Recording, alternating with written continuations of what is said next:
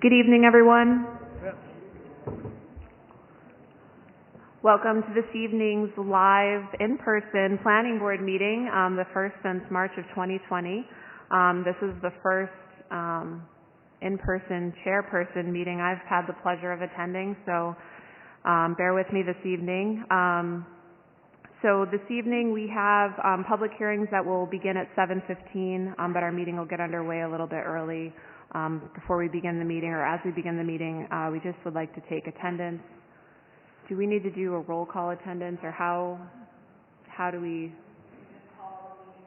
All right, perfect. All right. Well then, we'll call the meeting to order. All members are present this evening. Full members are myself, Member Croha, Member McCamey, Member Grove, and Member Kent, and we have alternate member Jennifer Conley, who will be participating in all matters and voting on only the ones where we don't have a full quorum with our full board members. With that said, and before 7:15 rolls around for our first public hearing, I'd like to jump down to the old new business section of our agenda. And we can start with maybe the request to waive the grading permit application for Plain Street Cemetery. Madam Chair, Chris Trudell, the engineering manager, is here on behalf of the town. Good evening, members. Happy to be here in person. So, forgive me, I haven't been to an in-person meeting, so I thought there might be like an easel for a plan, but we have the plans, so okay. Yeah, so you've seen and the plan. I think okay, great. They're online. Not like you could really see it if I had it over here, anyway. So yeah, we're this plan. The way we have it designed is really not to change any grades to the site. However, the existing conditions on the site include several really large piles of fill that were placed on the site within the last 2 decades. I'm not exactly sure when, but this original project was approved back in 2006, and they were there at least as far back as then. But other than removing, and some of that fill would be used to grade the site, but other than that, we're pretty much meeting all the existing grades.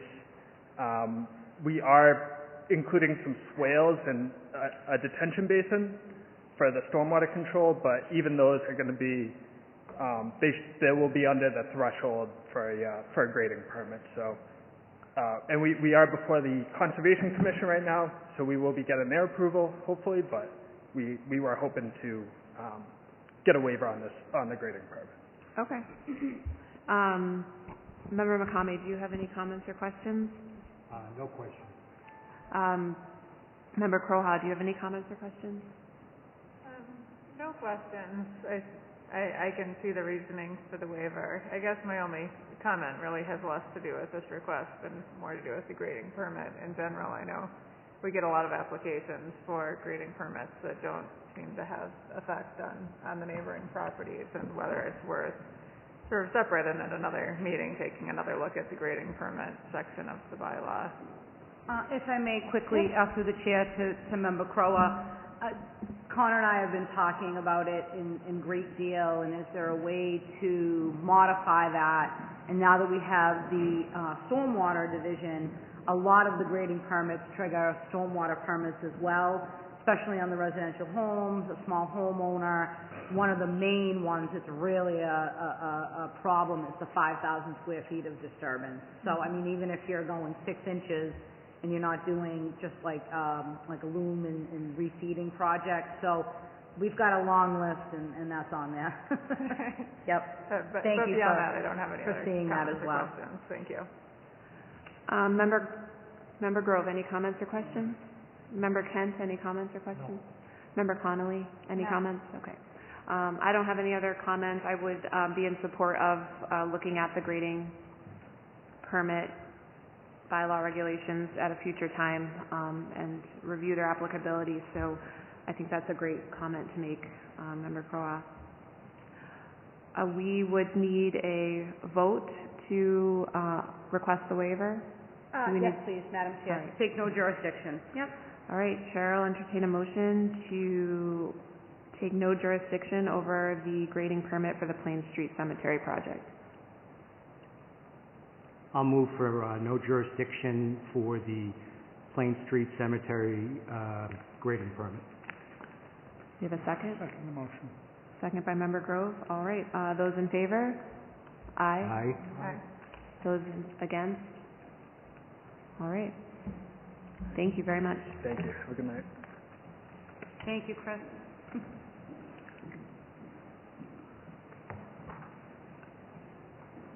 The next item I'd like to take up, especially since we have several members and several guests this evening, is the update to the master plan.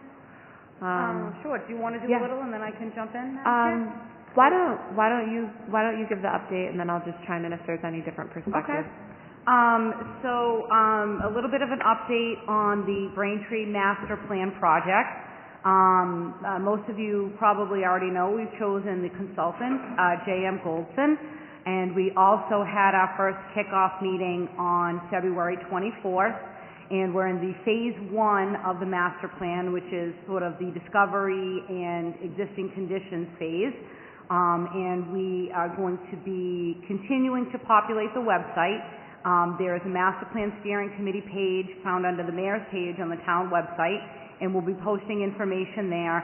And we're also going to be having a dedicated web page that we will continue to populate as the project progresses. So there are meetings scheduled for March, April, May, and June.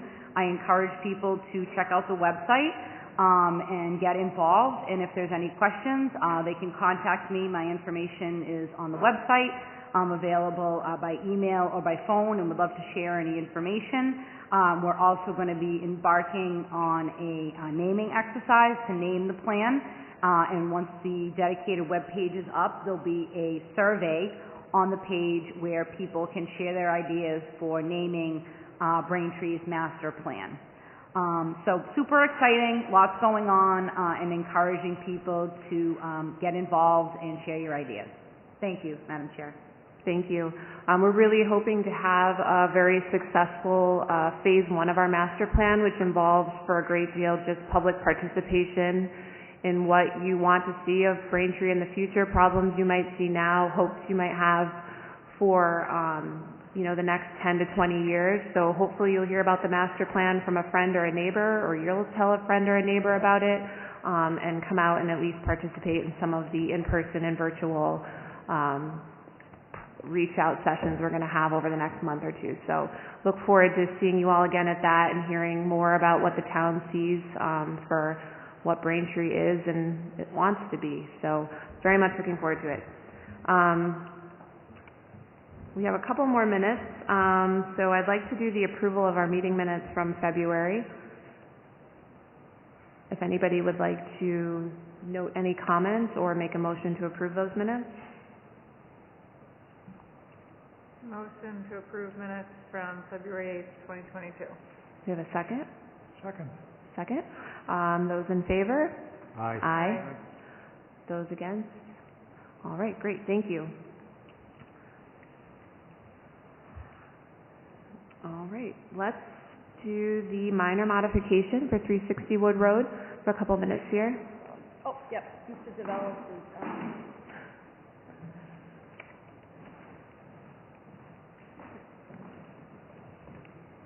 We were having a little technical difficulties today. Did you get everything?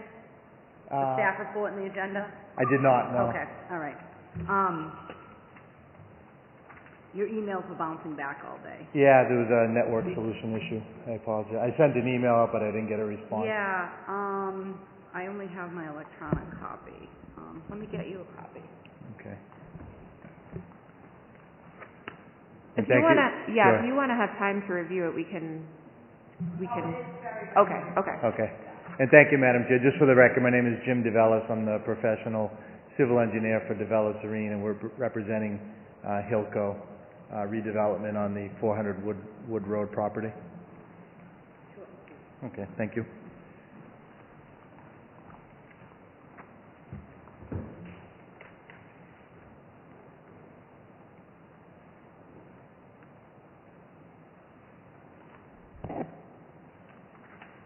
Okay, so what I was just handed was, it looked like a staff memo that says everything's in order and you Yeah. recommend approval.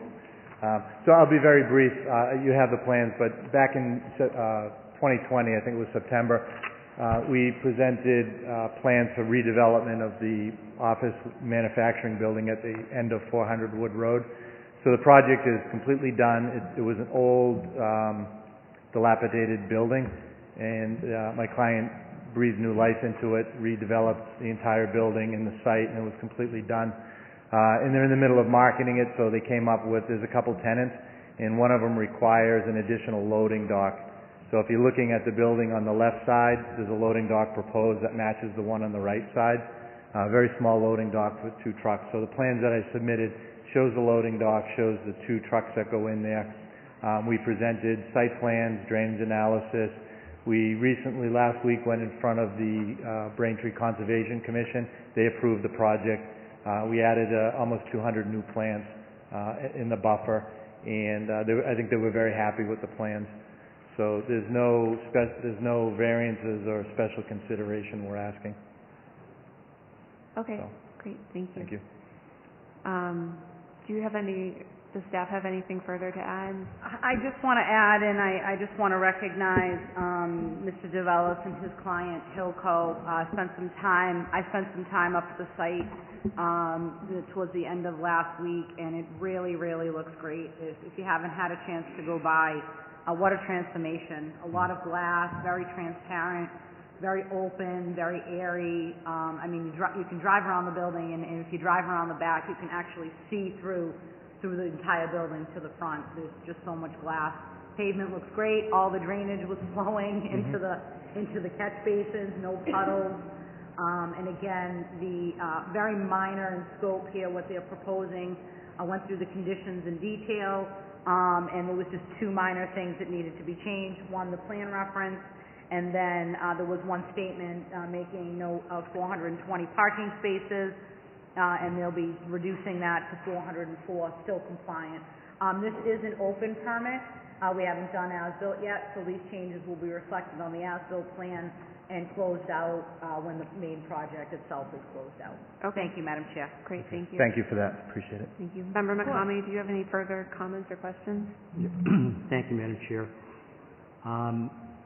With the removal of the parking spaces, does this mean that there's more open space on the site, or is it going to still be paved over? What we did is there were 2 buildings in the back, 2 bump outs. We removed those, and we added the loading dock, so there's a net 0 increase or decrease in the building square footage. We had to take away a little perimeter landscaping between the sidewalk and the building. There used to be like 10 feet, now there's 5 feet. But there's, I think the entire site, it's .001 change. Understanding that there are some wetlands in the area, we worked with the Conservation Commission. We, like I said, planted almost 200 additional shrubs and trees in the area that was already disturbed. So there's quite a bit of improvement, but the net change from pervious to impervious is 0. Okay, thank you. Mm-hmm. One other question. When we reviewed this project way back, there was discussion about the type of tenants that might go into this building.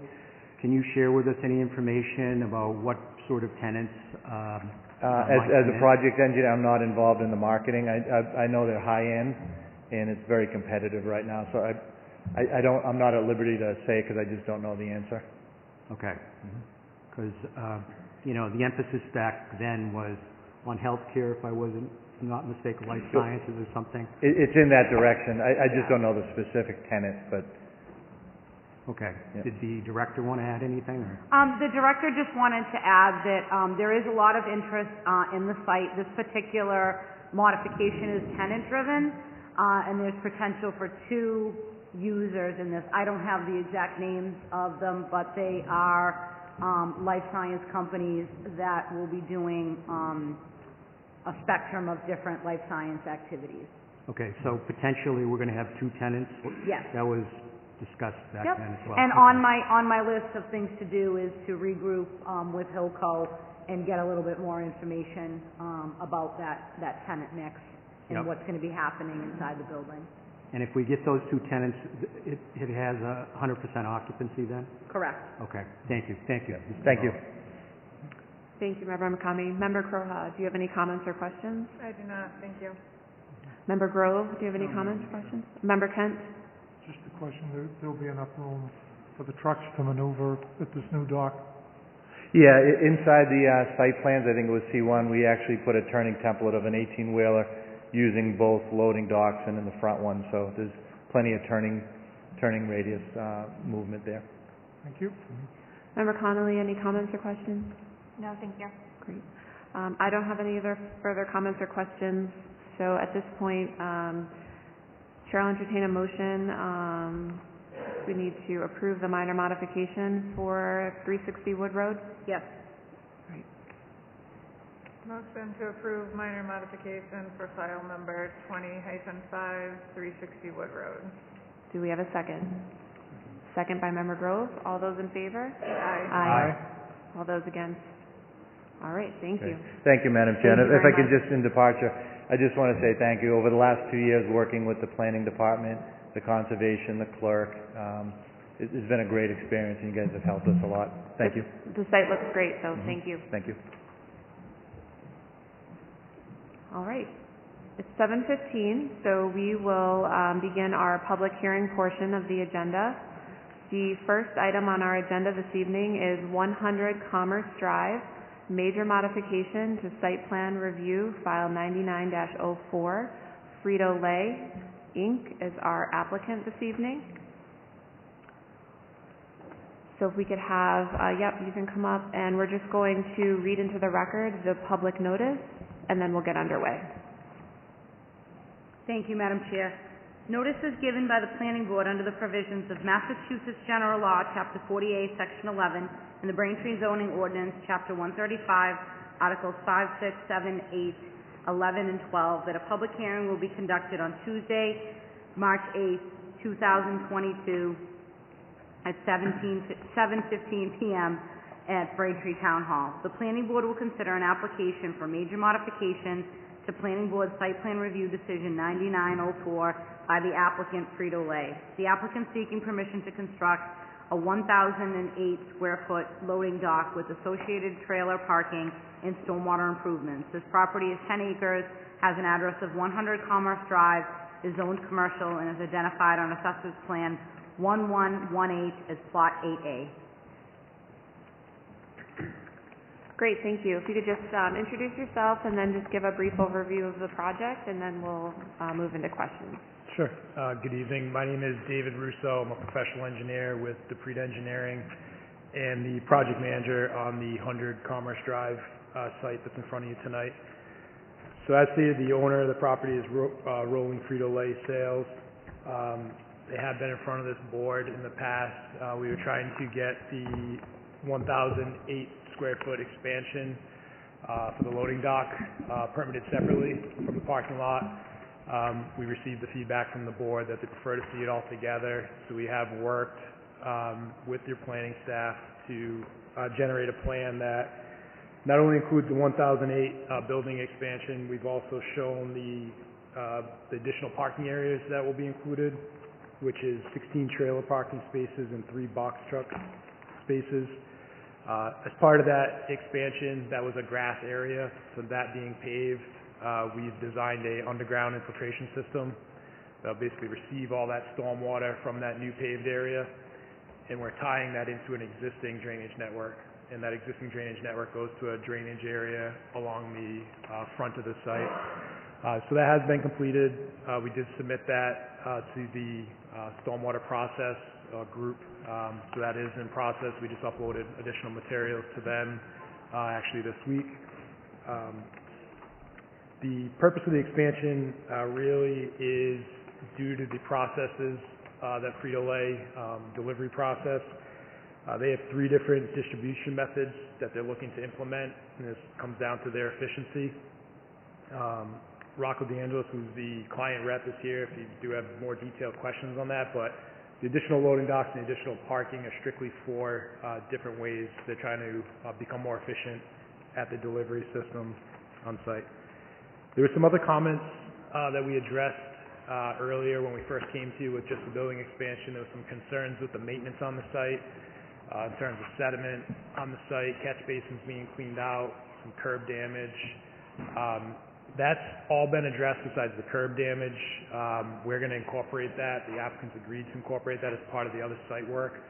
I believe the staff report had a date, I believe it was June. I don't remember the exact date, but they find that acceptable and they'll just incorporate it as part of their other work when they're going through their construction. That's a general overview of the site. I'd be happy to answer any questions that the board may have. Okay, great. Could we just, if you don't mind, giving an overview of where the staff is on the process, and then I'll open it up to board and public comment. Of course, Madam Chair. So I want to thank Dave, and we had a nice meeting after the planning board opined that this should be a complete application for the major modification, and we had a meeting in the office. We went over everything, and as you can see from the plans, now it all makes sense, and everything looks great. They've done a great job. They actually have done an excellent job on denoting various components of the construction, erosion control measures and disturbance, and then the small sort of other items on the site that are going to be cleaned up as part of this. We have a new O&M plan, and they'll also be subject to a major stormwater permit from the DPW as well. So I've prepared a draft decision, including revising a few of the conditions, and then also pulling forward some of the as-built conditions that are also included from the original 99 decision. So the numbers might seem a little weird. That's because I didn't want to duplicate any of the surviving conditions. So we have our basic construction-related conditions as built approval, and then as we get into sort of the meat of the permit, of the decision, you'll see surviving condition 17, and then that reverts back to the document that's attached, the original decision. Noting that we revised the conditions for the drainage maintenance and adopted the date, inserted the date of the new O&M plan. That's reflected in revised condition 27, and it eliminates 51. There was 2 conditions that related to that in the original decision. Parking is not an issue. That's been quantified nicely here in proposed condition 31. There's more than enough spaces over and above zoning, regular spaces, and then in addition to that, they have all the box and tractor-trailer spaces. So that's all set. And then noting at the end, for the board members, the surviving conditions from the original decision, which has been provided for reference, as well as the as-built certificate. So staff's recommending approval, and this is ready to, we don't see any issues unless the board has any other questions or comments. This is ready to move forward if the board is so inclined to do so. Great, thank you. So just a reminder, this is a public hearing, so if anybody from the public is interested in commenting on the application, either for or against, or even just ask questions, please feel free to step up to the podium and just note your name and address for the record. That can be something you can step up to as the board is discussing the application, so feel free to step up or make your comments known during this time. Member McCamey, do you have any comments or questions? Okay. Thank you, Madam Chair. So just to confirm with the director, these draft conditions and this project, we've had several meetings on it. Yes. Is ready to go. Yes. Okay. Yep. So The 2 components that were fragmented, I think that was creating some of the confusion and the questions are now all very accurately and clearly depicted on the plans, grading, stormwater, disruption, parking, dimensions, highlighted. Very, very good job. okay. Very Thank easy you. to follow. Yeah. So, Madam Chair, what I would say is, of course, we had several meetings on this, and as the director said, we had a lot of loose ends. I think you know that, Mr. Russo. And I think it's just point out that the director and the staff did a lot of work on this. The applicant had originally fallen short on many issues, and I'm happy to say that you've corrected those. I mean, you had a little incentive because you want to get this project done. But it's good to see that these long-standing issues were done. So I just want to thank the staff and reiterate how the process works when you submit it correctly and get things done that needed to be done. So thank you very much to the applicant as well. I have no further questions. Great, thank you. Member Croha, do you have any comments or questions? I just really had one question. The cover letter talks about a third method of product dropped off when trailers with product will be dropped on site and removed at a future time. Just wondering if you could expand on that, how long they'd be there, if there's a spot where they're going to be stored. Well, Rocco D'Angelo. Hi. So what happens is the trailers come in all through the night. So to alleviate room on the dock, they need to put them somewhere. So mostly within 24 hours, they're unloaded. And the product's put in the warehouse. Okay, thank you. You're welcome. That's it. I don't have any further questions. Okay. Member Grove, any comments or questions? No, Madam Chair, thank you. Great, thank you. Member Kent, any comments or questions? No comments or questions? Member Conley, any comments or questions? I appreciate the clarification on the stored trailers. Thank you. Thank you. What is the total limit of disturbance for this? Will you be having to file a NIPSI stormwater permit for disturbance, or is it under an acre? We did file the major stormwater permit. That has been filed. I think if it's over an acre, it would just also be the Yeah, NIPSI, the EPA permit. Oh, no, I think it's less than that. Okay. Yeah, okay. I apologize. No, it's okay. yeah. I didn't see it noted. But I don't have any further comments or questions. Is there anybody from the public that wishes to speak? I'm not seeing anyone. All right, so we have the draft conditions, and the applicant has been able to review the draft conditions. You don't have any comments or questions on any of the conditions? Great, thank you. So not seeing any comments from the public, I think we can make a motion to accept into the record correspondence. Can we do that before we close the public hearing? Yep. All right. We need a motion to accept into the record correspondence through March 5th. So move. We have a motion by Member Kent. Do we have a second? Second. Second by Member Grove. Thank you. All those in favor? Aye. All those against? All right. We can now close the public hearing. So a motion to close the public hearing. Motion to close public hearing. Do we have a second? Second. Second by Member Grove. All those in favor? Aye. Aye. All those against? Great. Public hearing is closed. At this time, Chair can entertain a motion on this application. Motion to approve major modification to site plan review for file number 99-4 100 Commerce Drive. Do we have a second? Second by Member Grove. All those in favor? Aye. Aye. All those against? Great, thank you. Thank you very much. The next item on our agenda this evening is Town Council Order Number 22-011, Zoning Ordinance Text Amendment for Section 135-601, Landing 53. It's a citizen petition with support of the Planning Board. So I believe we have with us someone on behalf of the applicant, and we will need to open the public hearing for this. So we'll have staff read into the record the public hearing, and then we can get underway.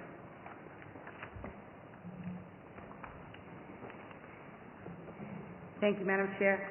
Notice is given by the Planning Board under the provisions of Massachusetts General Law, Chapter 48, Sections 5 and 11, and the Braintree Zoning Ordinance, Chapter 135, Articles 11 and 14. That a public hearing will be conducted on Tuesday, March 8th, 2022 at 7:15 p.m. in Braintree Town Hall. The Planning Board will provide a recommendation to the Town Council on Order 2201, sponsored by a property owner, Landing Apartments LLC, a citizen petition, and the Braintree Planning Board. Said order is a zoning text amendment to the table of principal uses, section 135-601, as it relates to animal, clinic, or hospital. Thank you. Good evening, Chairperson Joyce and members of the Planning Board, Frank Marinelli, and I'm pleased to appear this evening on behalf of Landing Apartments LLC. This is the Planning Board hearing, as Ms. Dhcd read, for the recommendation to the Town Council concerning the request for a minor adjustment to the use table, specifically making animal clinic a special permit use in the Landing District. And as Ms. Dhcd pointed out, the petition is for this minor adjustment are the Landing 53 owner, the resident voters who signed the petition, and also the Planning Board pursuant to our appearance on February 8th. There are also over 950 digital supporters of the proposed zoning adjustment to the use table. Landing Apartments was approved in 2015 by the Planning Board, and following construction, all of the apartment homes leased quickly, but what languished was the first floor 12,000 square feet of commercial space, which after 4+ years was leased finally to Rivershed Restaurant and also Keller Williams real estate brokerage, and now we have 3,000 square feet remaining. I had anticipated that Christy D'Andrea might be joining me this evening. She's the founder and the owner of Veterinary Urgent Care Centers, VUCC, but I think that she's involved with her clinic and emergency services. By way of background, Christy has her doctorate in veterinary medicine from Tufts University, and her business, VUCC, seeks to lease the remaining 3,000 square feet of commercial space at Landing 53. We have filed everything with the Town Council for the zoning adjustment, and I think that the Planning Board members should have copies of all of those exhibits that went with the petition. One of those exhibits is Christie's curriculum vitae, which references her broad experience and accomplishments in her profession and the veterinary-related articles that she's written. As a woman professional in business, she founded VUCC in 2017, and she's grown the business to 3 locations. She has Quincy, Northeastern, and Plymouth. And VUCC provides fast, effective relief for common pet illnesses and injuries. It's emergency service, primarily dogs and cats. You can go online to veturgentcare.com and see everything about her urgent care pet business. VUCC is the type of quality business that we submit Braintree welcomes. She would move to Landing 53 from 291 Quincy Avenue, which is about a mile up the road in Quincy, in a small shopping plaza. That's where she's currently located. So that location would close, and she would move to the 3,000 square foot remaining commercial space at Landing 53. In addition to a broader community need, as evidenced by the 959 digital supporters, there's a significant percentage of the 172 residences at Landing 53 that have pets. And that percentage of pet owners nationwide is close to 50%. And it's similar in that regard to the percentage at Landing 53. So this is an eclectic, benign proposed use. It's certainly less intense than some of the uses that are allowed by right on both the Weymouth side and the Braintree side, whether it's restaurants, coffee shops, nail salons, pizza places, etc. It's a great use for the remaining 3,000 square feet. And it's located in what's called and known as the Braintree-Weymouth Landing District, BWLD, as was pointed out in the proposed petition. The purposes of that district just by reference, Section 615 of the zoning ordinances include creating residential density to support the need for housing and to promote small businesses like Christie's Small Business. Currently in the BWLD, also by comparison, if you look at the use table, you have a human medical clinic, which is allowed by special permit. You have a doggy daycare, dog grooming that was passed in June of this past year, and that's allowed by right. So we feel that this is consistent with those uses because this is less intense than a medical clinic. It's got less of a parking requirement. For example, the parking requirement of a medical clinic is 1 per 150 square feet. That's allowed by special permit. The doggy daycare retail is allowed by right. That's a use by right. And ironically, this particular use of a veterinary clinic, emergency care, was an N in the table. We believe that it would be consistent to make it a special permit. That's the purpose of the petition, to give the opportunity to have and come back to the planning board and seek a special permit. So the request is just to make that minor adjustment to the use table, and VUCC and the premises owner landing apartments, again, are simply asking for the opportunity to proceed to the planning board for a special permit after your recommendation to the town council and hopefully an adoption of the use table adjustment by the town council. And we've met with the mayor, we've filed with the town council for the use table adjustment, and this would be the first use of that 3,000 square feet. It's brand new commercial space, but it's never been occupied since the approval and construction of the building post-2015. The use is one that's predominantly drop-off and pick-up, and it would have great synergy with restaurants and other uses in the landing district, which is to create a vibrant community. So we would respectfully request the favorable recommendation of the planning board to the town council, which is required under Chapter 40A, and we would respectfully submit that the proposed adjustment is for a use that is not even close in intensity to some of the uses that are allowed by right or by special permit already. Thank you very much. Thank you very much, Attorney Marinelli. And thank you for summarizing at the end that we are, as the planning board, looking at this evening. We're holding a public hearing this evening to get feedback and to make a recommendation to town council. Town council will ultimately vote on the amendment to the bylaw. So this evening, if there are members from the public who have any comments with regards to this modification of the zoning bylaw, again, we're just looking at adding the use to be allowed by special permit. Right now, it's not allowed at all. So that would give someone who had this use the ability to come before our board and request a special permit. And at that time, we would look at the project as a whole as it relates to parking and functionality, and that's when we would be looking at the project specifically. So if there is anybody from the public who has any comments or questions regarding this, please feel free to come up to the podium this evening. With that, Member McCamey, do you have any comments or questions? Thank you, Madam Chair.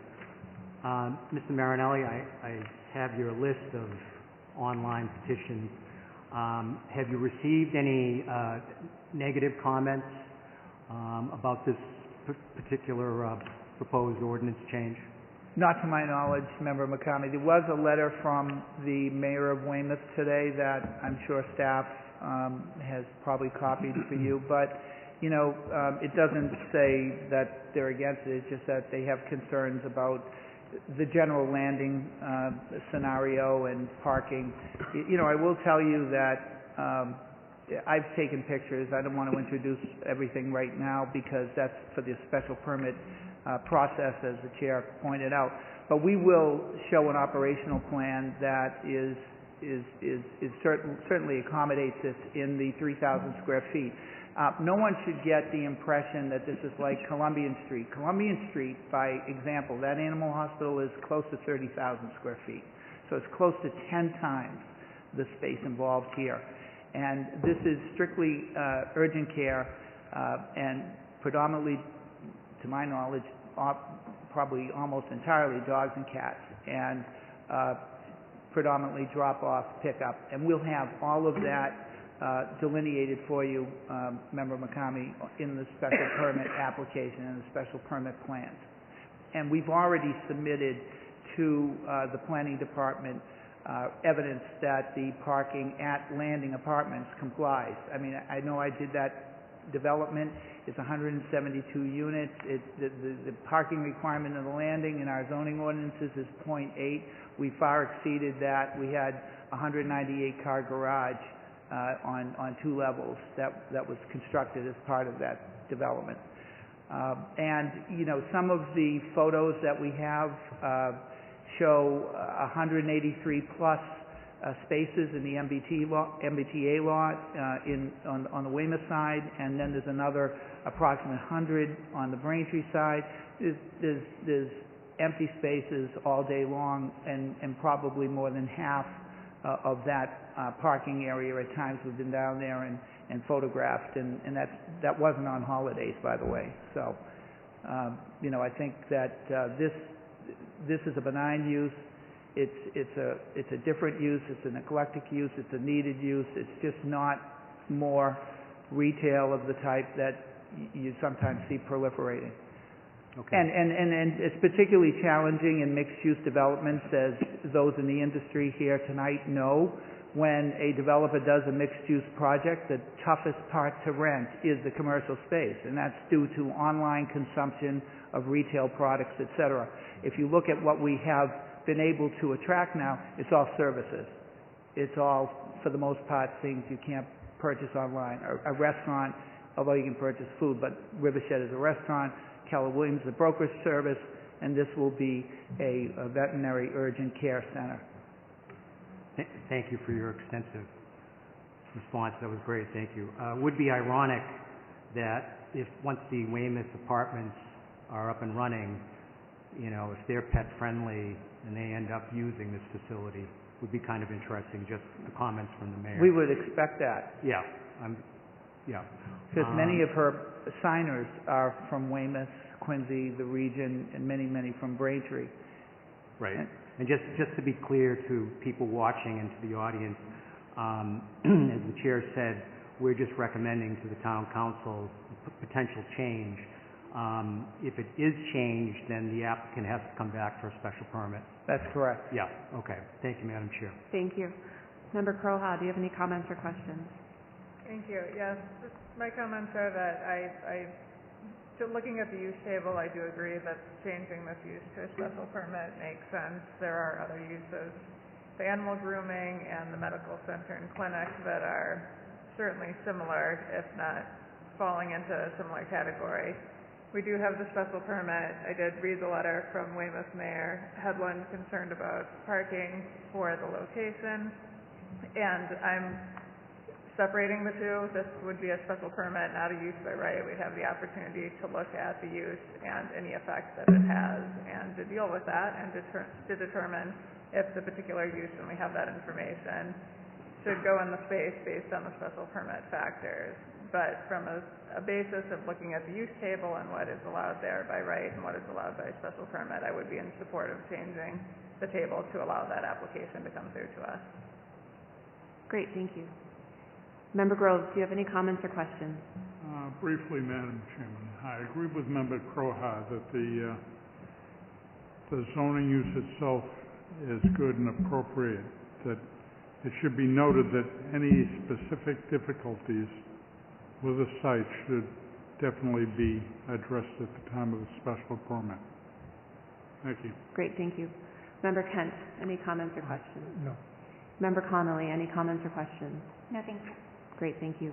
I do have a question for staff, just with regards to the letter from the town of Weymouth, Mayor Headland's office.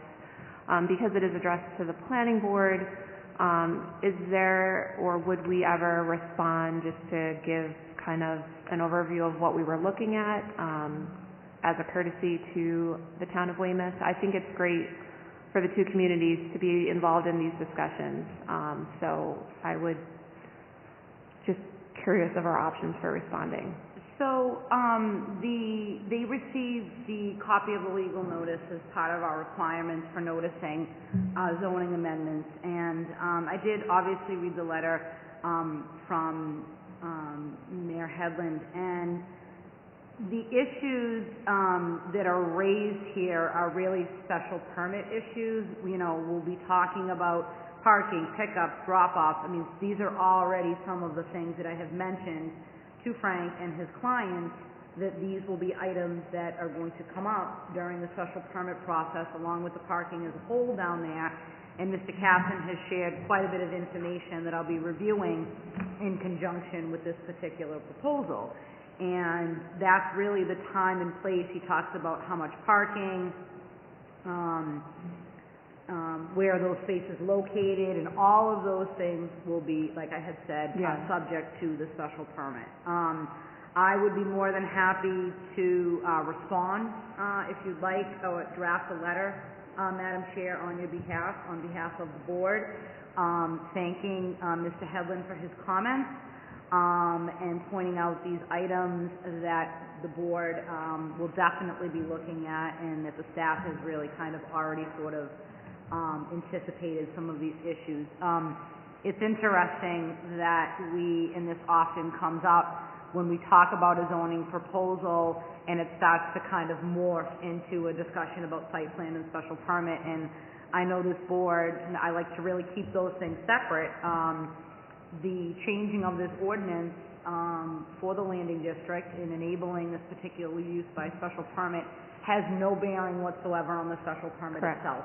That criteria is different, that review is different, and the things that are referenced in this letter will be vetted by this board. And if they're not, you know, if things are not appropriate, and he cannot, and Mr. Marinelli and his client can't demonstrate that they can meet the findings, then that's the situation. So I can put something together and circulate that. Yeah, and I don't know if any other board members have any comments, but my thoughts were more just to say what our action was this evening, that it was not specifically related to a special permit application, and that the town of Weymouth should provide this commentary at the time of a special permit, because we would like to have that on the record.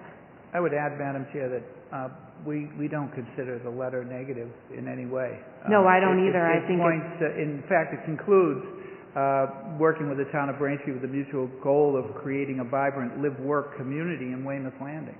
Yeah. And that's exactly what we're doing by not bringing some vanilla use, maybe that, you know, causes some concern. But really, when you see her operation, right now it's a mile up the road in Quincy in a really, you know, modest plaza. And if you go by there, there's not a lot of cars. She's got, you know, some staff, and we will present how it fits in quite nicely with the 3,000 square feet of available space, and that we can accommodate all of the parking, which again is less than even the parking for special permit uses that are allowed in this district. Yeah. Is there anybody from the public who would like to ask any comment or make any comments, ask any questions of the applicant or the board?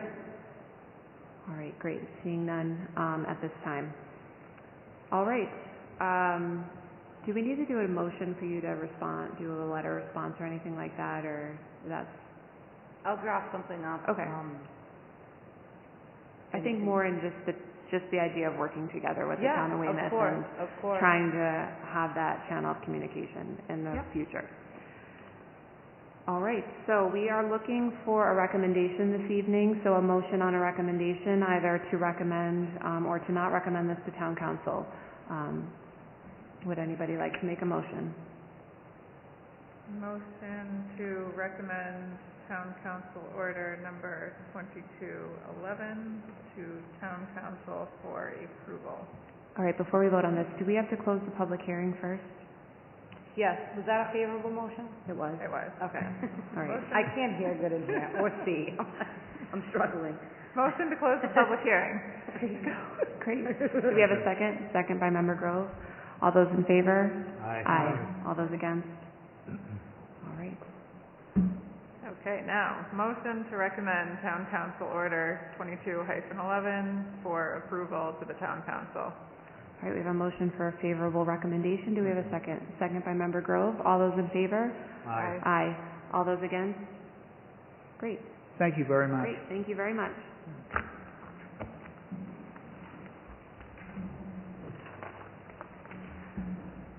The next item on our agenda is Town Council Order number 22-012, Zoning Ordinance Text Amendment, new Section 135-616, Inclusionary Housing, and amendments to Section 135-102, 135-601, 135-711, 135-614, and 135-705.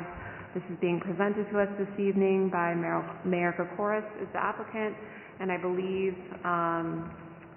we are having a public meeting on this evening, so we'll read into record the public notice, and then we'll get underway. Thank you, Madam Chair. Notice is given by the Planning Board under the provisions of Massachusetts General Law, Chapter 48, Section 5 and 11, and the Braintree Zoning Bylaw, Articles 1, 6, 7, and 15, that a public hearing will be conducted on Tuesday, March 8th at 7:15 p.m. in the Braintree Town Hall. The Planning Board will provide a recommendation to the Town Council on Order 22-12, sponsored by Mayor Charles Kokoris. Said order includes zoning ordinance text amendments to Section 102 definitions, Section 601 table of principal uses, Section 711 site plan review, Section 614 conversion of convalescent home and nursing home, and the creation of a new Section 616 inclusionary housing, all amendments related to inclusionary housing, multifamily dwellings, and two-family dwellings. Great, thank you very much. All right, so those of you who have been following along, the Planning Board has talked a little bit, not during public hearing sessions, but in our old new business section of our agenda, a little bit about some inclusionary bylaws, and we have looked at a couple different versions, but we now have before us the official submission of a version that was made to Town Council.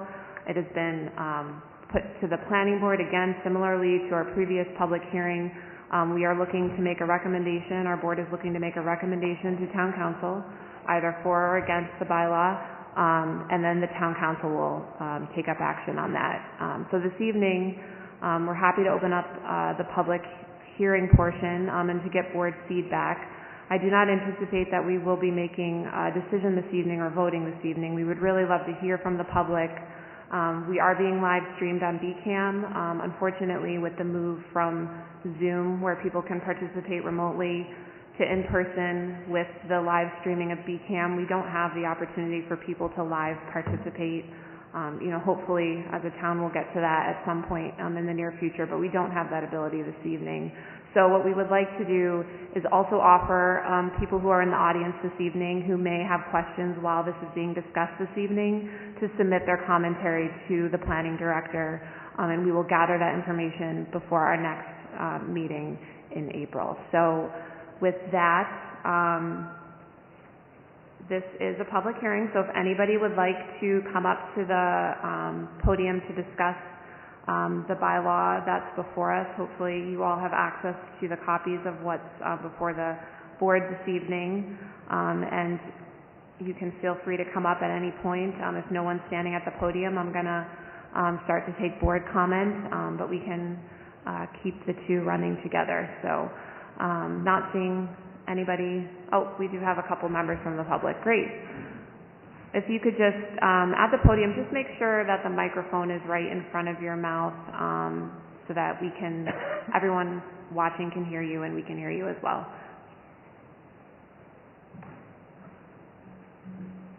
Good evening, Madam Chairperson and members of the Planning Board. I was not privy to some of the discussions that the board has had previous to this, and I just received a copy of Council Order 22-12. And is that what you're proposing then, speaking on that, or are you Yes. looking at your December 10th version? We are looking at this, so the comments I had made earlier just kind of alluded to the fact that we have talked about this unofficially, more just to say, you know, what, you know, the appetite was for inclusionary housing, and we, you know, I think would love to have this discussion.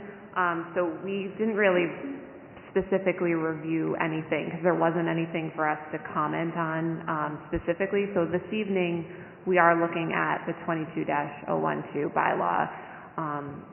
That is the specific bylaw we're being asked to make a recommendation on. So that's what we are reviewing this evening. Thank you. First of all, from a format basis, I think it's awkwardly stated. I would have preferred if you were having specific definitions in an ordinance, such as we did in the sign review bylaw. You're defining things that are specialty, they're not necessarily in the zoning ordinance per se. In some of those, such as the portable unit you have, is a suggested change up to 102. But there are things such as segmentation I don't think needs to be dealt with specifically in the language that's presented as they go through this. So I would think that if you keep this in having worked with a lot of ordinances, not just in the town of Braintree, but in many communities and cities, it's difficult when you're having something new for the first time, whether it be a flexible residential development or sign ordinances, to have the definitions that are unique to the session in the beginning, so as you can preview it and you can then reference all those sections, such as the CMRs in this case, or state ordinance that deals with inclusionary housing. The first comment, I guess, has to do with the purpose, which is 3. I think the words satisfactory proportion is vague, and I would think that you'd want to have more clarity to what that means. That's a very subjective term. The other point in that same paragraph, on applicability B, after the words family dwellings, within a subdivision is defined by Mass General Laws, Chapter 41, Section 81, K through V. I don't know what the purpose of that is, to reference something in a subdivision control law, because you could put a period after family dwellings and it would be just as clear. And I really, I appreciate that segmentation is to prevent people from putting things in, develop them so that they don't have to comply twice. But I do think, if you're going to define segmentation, it would be best in the definition and just make the statement that it's segmentation which shall not be permitted. Something that's clear and it's unequivocal to an applicant and someone that's doing that. I do think that one reason I came up was because I looked at the changes to the basic requirement total number of residential units. I think as stated in your December 10th discussion, 6 through 10 units, 1 unit, 11 through 50 was 10%, and 51 through after that 15%. I think that it's important to have an economy of scale. If you're developing any project and you have to use inclusionary housing, whether it be 10 or 15%, it really makes a difference on the smaller projects. It actually, you're subsidizing the entire, because let's say if you have a 2-family and you're allowed to have, I think, about $280,000 to pay for a condominium, well, it costs you more than that to produce that unit. So that I think that to have it graduated as to the number of units gives you an economy of scale. It's fairer to the developer. It also provides a number of units based upon the size of the development. And I think that as presented, I couldn't really understand it, but it looks like it is 6 to 10 units, 1, 11 more, 15, which is really difficult.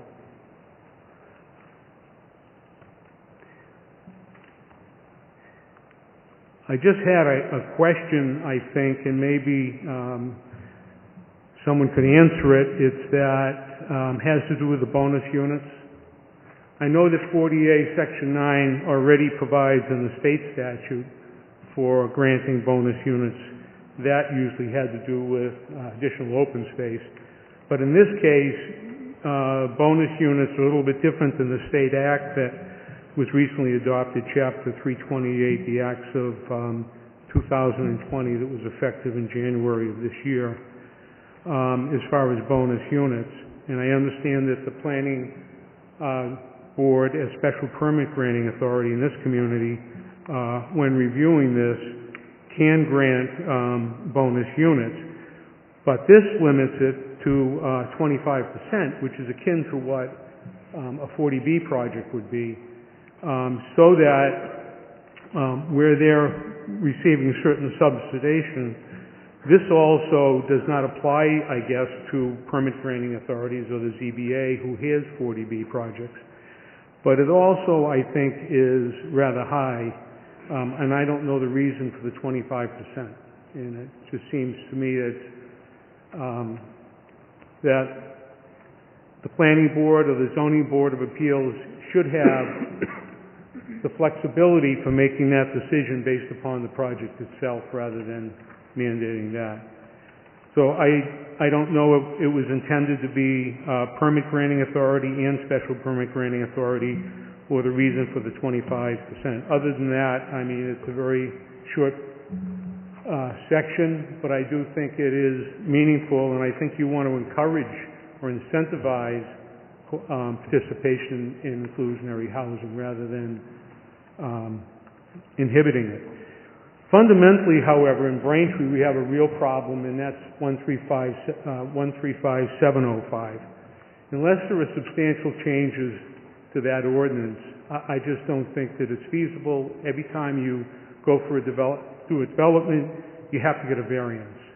And that's really not what variances should be about. It should not be a permit, as a gateway to permitting. It's used for certain purposes and only if it qualifies based upon soil conditions, topography, and other things that are unique to the property. So as a general rule, it really is counterproductive to have all of these ordinances and talk about what your goals are. If you're going to have ordinances that were designed, and I remember when it was adopted in town meeting, it was designed to stop a lot of things happening in the city of Boston coming to Braintree. And it does not, you can't do much unless you have the other ordinances which, dovetail to this inclusionary housing ordinance. Thank you. Thank you.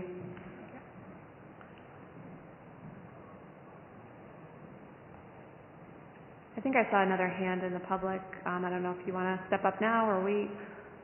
See anyone? All right. Go. All right.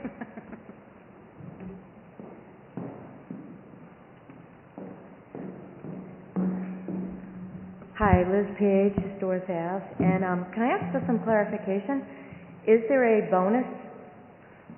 So I'll answer that. So we had in a version that was not formally discussed a bonus, and I was going to mention as a follow-up to Attorney Johnson's commentary, there is not currently a density bonus in the proposed ordinance.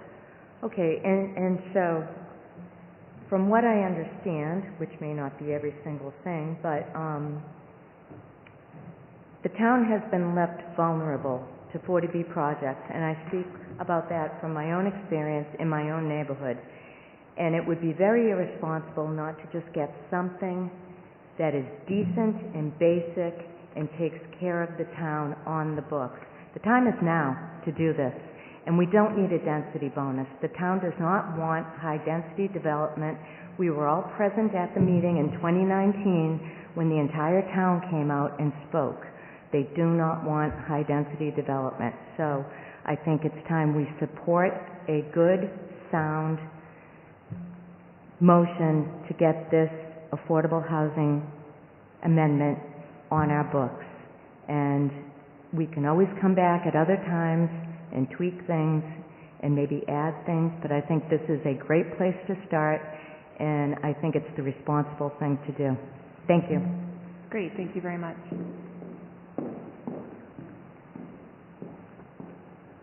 Yep. Thank you, Madam Chairwoman, members of the board. So as some of you know, the original version of this that you were discussing was first proposed... Can you identify yourself, please? Oh, sorry, Steve Shawshaw, Hollis Ave. Thank you. Thank you. The original version of this that you were discussing was something I had proposed. This version is coming from the mayor. They are similar. Neither of those is the original version. The original version came from this board. It was part of the comprehensive zoning plan. I took most of my language from the inclusionary amendment proposed as part of the comprehensive zoning plan. So the idea that we need an inclusionary housing amendment should be nothing new to this board. I would point out, though, that if you attended all of those meetings on comprehensive zoning, there was not a single resident that stood up in opposition to this piece of that plan. After that plan fell apart, you had the resident working group get together with the chair of this board at the time that also found that this is one of the few parts of the comprehensive zoning plan that we should move ahead with quickly. In addition to that, we had a mayoral election where this topic was hotly debated, and the winner of that election was somebody that proposed not density bonuses, not 40R zones, but a different way to get to our 10% inclusionary housing target and then maintain it going forward. Mayor Kokoros has put two plans in place to get the town to their 10% subsidized housing inventory goal, which are Allen Street and the apartment complex down by the river. Windjammer. Windjammer, thank you. I should know that one. So this is not about getting to our inclusionary housing goal. This is about maintaining it going forward. And as Ms. Page pointed out, the time to do that is now. If those plans both go through, we will achieve roughly 10% in the very near future. At the rate that we add housing units in Braintree, within a year, maybe a year and a half, we will again be under our 10% goal if we do not have some mechanism in place for maintaining that. And while this does put some burden on developers, this is a burden that we have asked many developers in the past. As was discussed in previous meetings, there have been some small successes in getting developers to do this, but very small. We have added 8 affordable units out of the 807 total housing units that were added in the past 10 years. We need this in order to maintain our levels of affordable housing going forward. And if we pass this now, as it has been said, there are a lot of changes that need to be made to our zoning laws. Everybody that's had any exposure to our zoning laws knows that, but that's why we have the master plan going on right now. If people want more density, and I think there is a desire for that in some parts of town, like along the transit corridors, we can change those bylaws, but this should be put into place now so that we can maintain our affordable housing goals. Thank you. Thank you. And if I may ask, if you do come up, if you could just state whether you're for or against it as written, I think that will be helpful. I'm assuming both speakers were for it as written, but there was some notation about. If anybody else from the public has comments as we move into board comment, please don't hesitate to raise your hand and come up. I think we have been talking about inclusionary housing for a while. I think just amongst town and sitting through the zoning working group or the zoning rewrite, and then also seeing the zoning working group work through the kind of, for lack of better words, fiasco that was for this town. I think a lot of people are very passionate about how the town is built out, and I think we all want the same thing. There's just it's a complex puzzle, and I think as chair of this board, I'm just concerned that the bylaw that we put in place, because I do agree that we need to have a bylaw for inclusionary housing on our books, but we also have to realize the cost to build affordable housing, and I think we need to find the right balance with what our bylaw requires of a developer and what they can actually build. I'm worried that if it's made too restrictive on the number of units and the requirements for a developer, the only thing we may get are 40Bs, because that's the only method that a developer can use to build affordable housing. So we just need to balance it so that Braintree gets the development that Braintree wants. And I think also moving forward with the master plan, we still don't know what the town wants. And I think that's been a big hole in the conversation. We have a lot of familiar faces that spend so much time, and it takes so much time to talk about these issues. And I am very thankful for the faces that keep showing up to these meetings. But I also want to feel like we have an open discussion in the town, and it's so well timed that the master plan is going to be getting underway. And hopefully we can use the experts that we have already lined up to help us with our master plan. They have the expertise in the real estate development. They have the expertise in housing, in MBTA communities. There's a lot of stuff kind of in the pipeline for housing, and I think a lot of residents recognize that we do need housing options. We do need affordable housing. We need 55-plus housing. It's something that we know we have needed for a long time, and we need to be in control, and we need to get that development the way we want to. So we're really trying to take a thoughtful look at that and try to put forward the best recommendation that we can. And again, we're not doing that this evening. We just want to get feedback, because the more feedback we have, the more we can discuss and be proud of the recommendation we make. And I think I saw a hand in the audience, so I would invite them forward. Good morning, good afternoon, good evening, whatever it is. Members of the board, Madam Chair. Kelly Moore, 46 Hollis Ave. First of all, I think we need to separate the inclusionary that we're talking about from the master plan progress. I think they're parallel, but I think we have an urgent need in this town to get this formatted correctly in concrete so that everybody knows moving forward that we have really parallel goals, which is getting to our safe harbor as quickly as we can and requiring developers. I give no quarter, none, to developers. The priority is the residents, and I'd appreciate it if the board would have that mindset as well. Obviously, developers have the right to develop on their property, and amen to that. But in this case, we've waited too long. We've dragged our feet at the town on the inclusionary. That's my input. Thank you. Great, thank you. And you are in support of the version as before us? Yes. Thank you very much. I'm going to open up to the board at this time. Member McCamey, do you have comments or questions? Thoughts, I guess.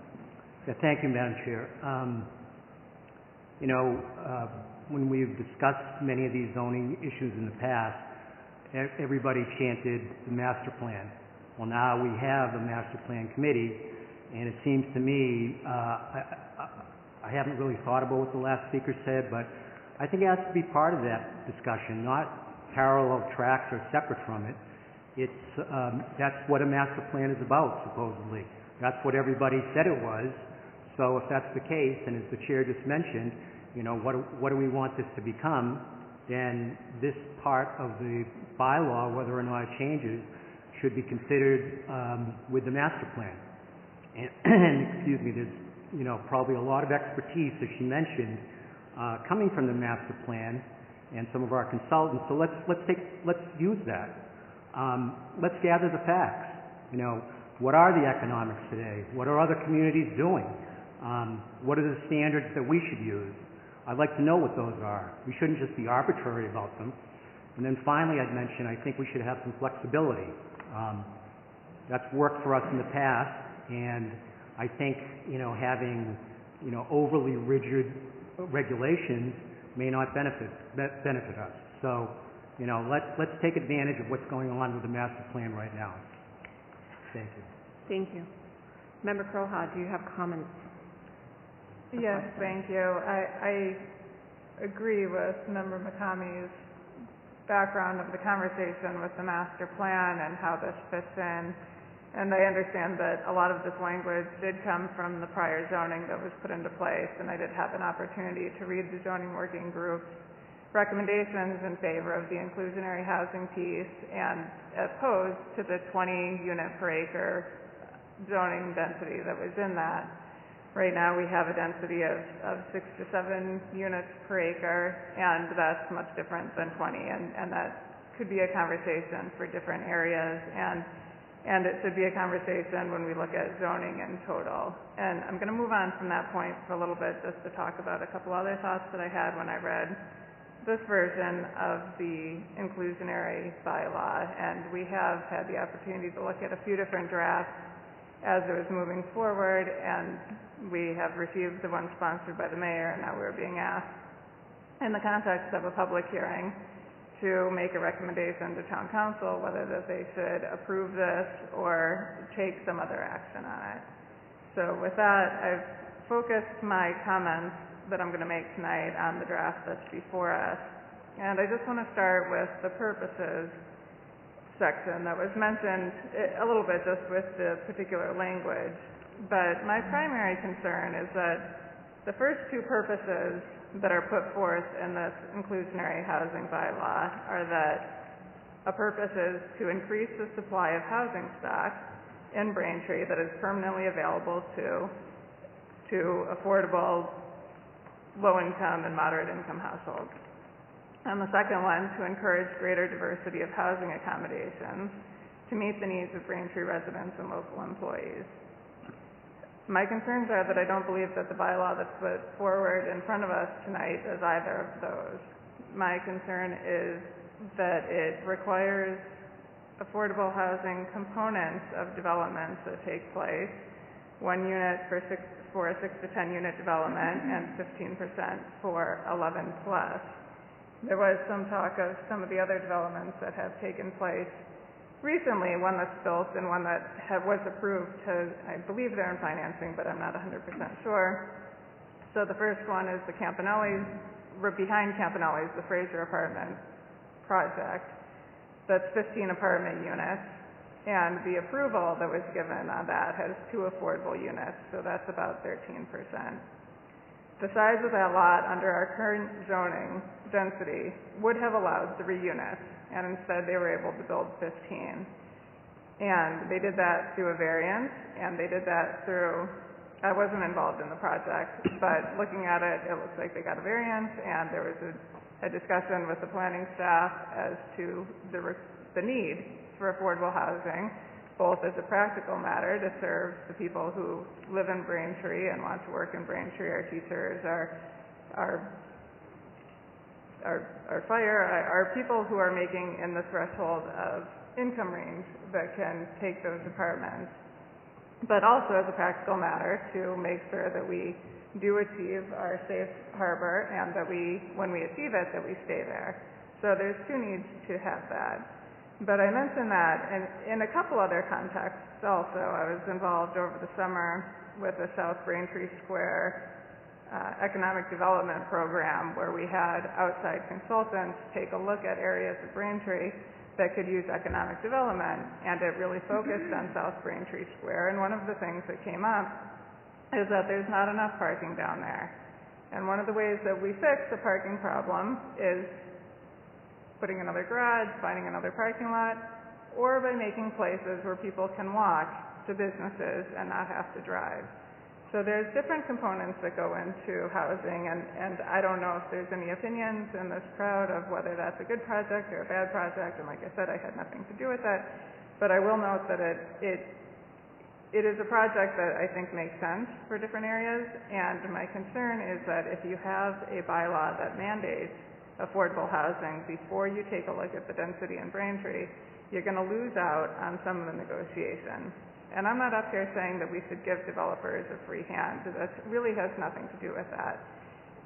And I'm sure that I will probably hear feedback on that comment, but the bigger picture is, are we going to encourage investment in our town? We also recently had a blight ordinance that was put into place, because there are properties in Braintree that have been sitting undeveloped for a long time and they look bad.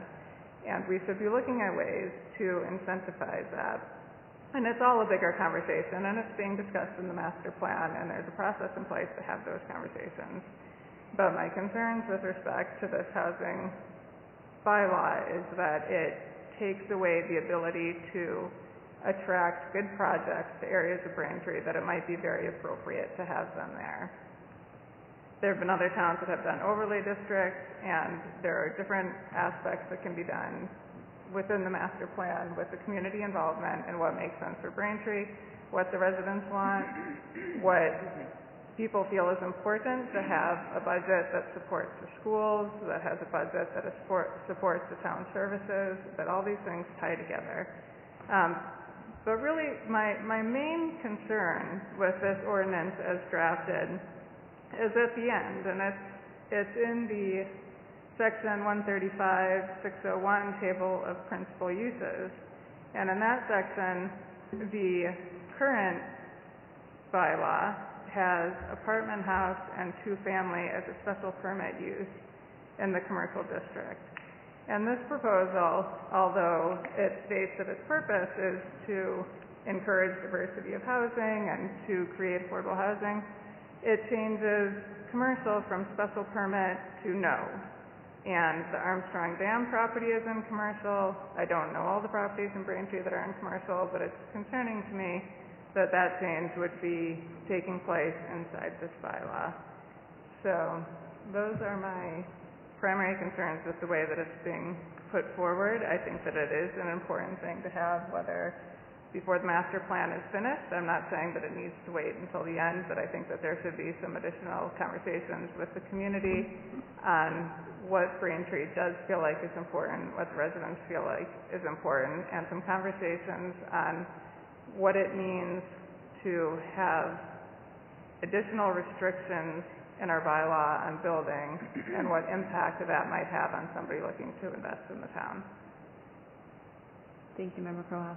If I could ask staff for just a clarification. I know we're looking to make a recommendation on this, but if we were to make a recommendation, let's say, but with something modified, could our recommendation reflect, we make the recommendation with these things incorporated, or is it traditional that we would just make a recommendation on what's before us?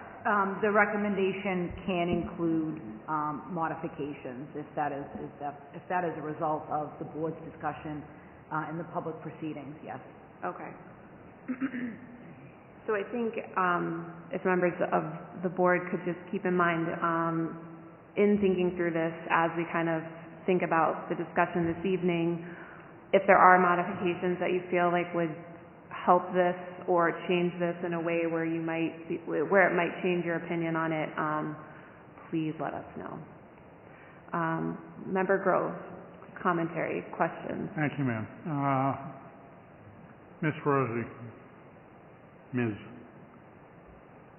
How is the removal of all the definitions and references to the apartment buildings going to affect those structures going forward? Existing uses? Apartment houses, I don't even know how to say this. Apartment house is not a use. It's a form of ownership. Okay. And lumping two families in with multifamily or apartment houses is very, very, very archaic. The existing buildings that are permitted under that section will continue to be regulated by those special permits or by any decisions of record that were granted for those decisions. So they won't have any impact, like, if we, for example, Member Crowe used one of the Fraser projects as an example. It's not now going to be non-conforming because we don't have two-family/apartment house in the ordinance. So they would be regulated per their land use decisions, essentially. Are there standards for the size of an apartment for an affordable unit? And I'm sure there's a cost percentage, how much you pay in rent.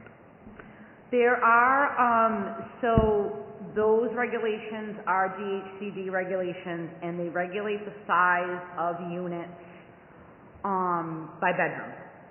And what has been happening recently is if you have an entire development, and I'll use round numbers, let's say a two-bedroom needs to be 900 square feet. If you have an entire development with two-bedroom units that are all less than 900 square feet, then that's okay. If you have a building that has two-bedroom units and they're all different sizes, the affordability requirements don't let you pick the smallest ones and make those. So let's say you had some that were 900, 1100, 1300. We would look at sort of that spread and we'd say, okay, give us 2 at 9, 2 at 11. We would make sure that the proportion of the affordable units based on bedroom is equal to the proportion of market rate units. And there's been, I'm actually waiting, I'm not waiting, but I'm curious to see if the Dhcd changes that, because when these regulations were written, there were no micro units. There were a lot of different types of units. The Fraser units are under the minimum square footage, but all the units in the building are. So they found that acceptable. And that approval is given through the local action application through Dhcd. So they approved those. We just submitted, or we're in the process of submitting the Windjammer application. That is going to be 19 two-bedroom units. There's 73 units in the development. They're all under the threshold, but that's okay, and they'll accept those as well. Right. Well, what I'm digging is if there was any way to get some credit for the in-law apartments around town. No, there's, in order to get a unit on your subsidized housing inventory, there needs to be a local action if it's not created by a 40B, and there also needs to be a marketing plan, there needs to be a lottery. So an in-law unit by default, which is a family member that you're creating this unit for, that would not qualify as a subsidized housing unit, ever. Okay, thank you. Yep.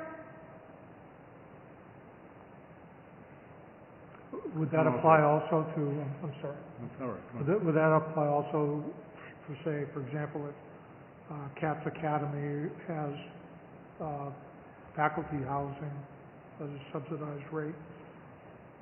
Yeah, no. If you're picking the person and you're picking the people and you're calling the shots, that's really the marketing and the outreach and sort of the efforts to be extremely inclusive in renting these units are things that it's one of the main requirements. There's a few different things, but that's one of the main ones. So housing that is only for a specific school and no. Even if those people by what they're earning would qualify otherwise? Nope. No. Member Grove, did you have any more comments? No. Thank you for your commentary. Member Kent? No. No? Member Connolly? I had a question for staff clarification. If the bylaw was to move forward now, could it be revisited as part of the master plan process? I mean, any bylaw can be changed anytime. You know, multiple communities, you know, they pass something, they realize there was a loophole or something like that, and they make revisions. So, and just for the benefit of the board and the public this evening, once we advertise this, there's like a look back. So now that it's been advertised, let's say we talk about this for a month, or we talk about it for 2 years, everybody in that window needs to comply with this ordinance. Thank you. Yep. My concern is one that was brought up by residents tonight, and that this is parallel to the master plan, but at the same time I don't think it should be held up with the process of the master plan. That could take months, years, and I think that this is important. It's important for Braintree. It's important for Braintree to direct development, and this gives us that opportunity. Thank you. Thank you. Yes, come on up. Don't be shy. My name is Andy Kay. I'm on Forest Street. I had a couple years ago the privilege of serving on the zoning working group. There's something that came up tonight with a few comments that I think is a little bit inaccurate, and that is as it relates to the master plan. The general feeling was, on a lot of the big changings, the maps, what areas are zoned, what things, there was a belief that we really needed to wait on a lot of those things and have a comprehensive plan. There were a number of matters which we looked at, and the universal recommendation was that we should make changes right away because those things could not wait. It's my understanding a version of this has been floating around since 2005. Every single time it seems to get brought up, it seems to get combined with a lot of things, and then everyone just backs off of it because there's too much there. Now I feel like we're starting to take an approach, or some of the commentary is there's not enough there. Very excited when we had the chance to participate in the process at the start of 2019. We finished the work, I think November, December of that year. Recommendation was put in 2020. There hasn't been a single thing that's been acted on it. Spoke to a lot of town officials, worked with the planning department, planning board, building department, town councilors, residents, all over. And we had universal recommendations that have come out of it, and none of it's been acted on. And I know that there's been a lot of comment about whether or not this puts a lot of burden on developers. We just spent, I think, with $2.2 million, $2.25 million of residents' taxpayers' money to buy affordable housing, because that hasn't happened over the last 15 years when this was first proposed, or 17 years when this was first proposed. And this is something that should have been happening along the way. It should not have been the residents' burden to have to buy that units to get us to where we need to be. So again, just wanted to take the time. I appreciate the feedback. I am very much in favor of this. I think this is necessary. I'm really excited about the master plan process, but being realistic, that process is still relatively early on. They're going to do a master plan. We're going to have to do zoning. There's going to be public meetings. It will be years before anything significant comes from that. So I just feel like we have to act now. Thank you. Great, thank you.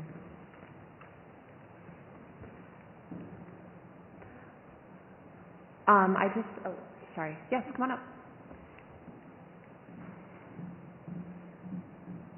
Madam Chair, Committee, my ex-husband and I are Charles and Lorraine Kubek from 972 Liberty Street.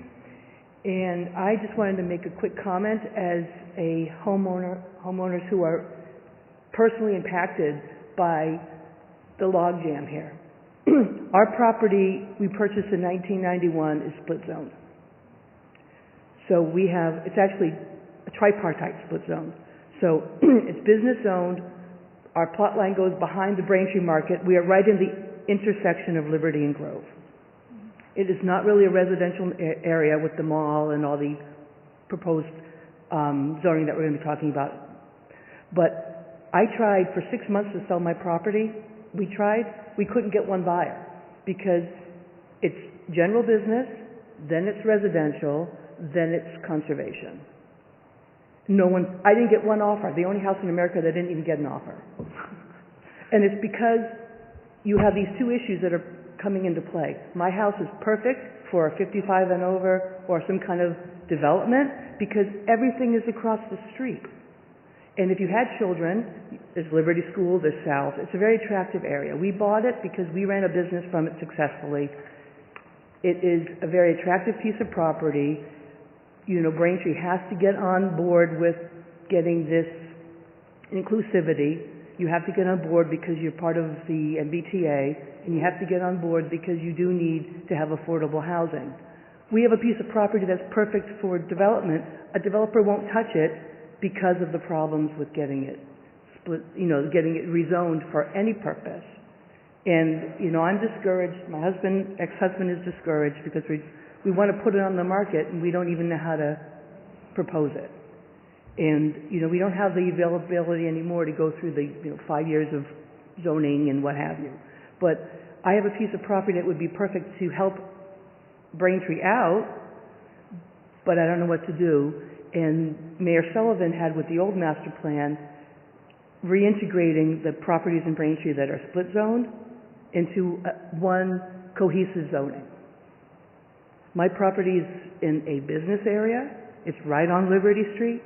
And when that fell through, I'm in this position today where I couldn't sell my property. And I know a lot of people have come to me and had looked at it, investors, developers, small businesses, and they just said, nope, they weren't even going to touch it. And so we are both in a position as being harmed by not being able to get these issues addressed in a quick manner, even if it's just to get the split zone properties in Braintree cohesively zoned to whatever is appropriate for their location. Mm-hmm. And I just want you to know that we're harmed by it, and it would be nice if some kind of action could be made, and it fits right in with what you're discussing right now. Thank you very much. Thank you.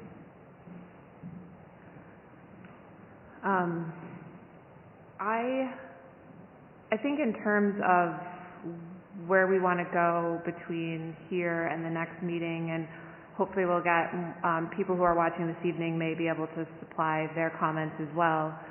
But some of the members had brought up comments with regards to maybe trying to understand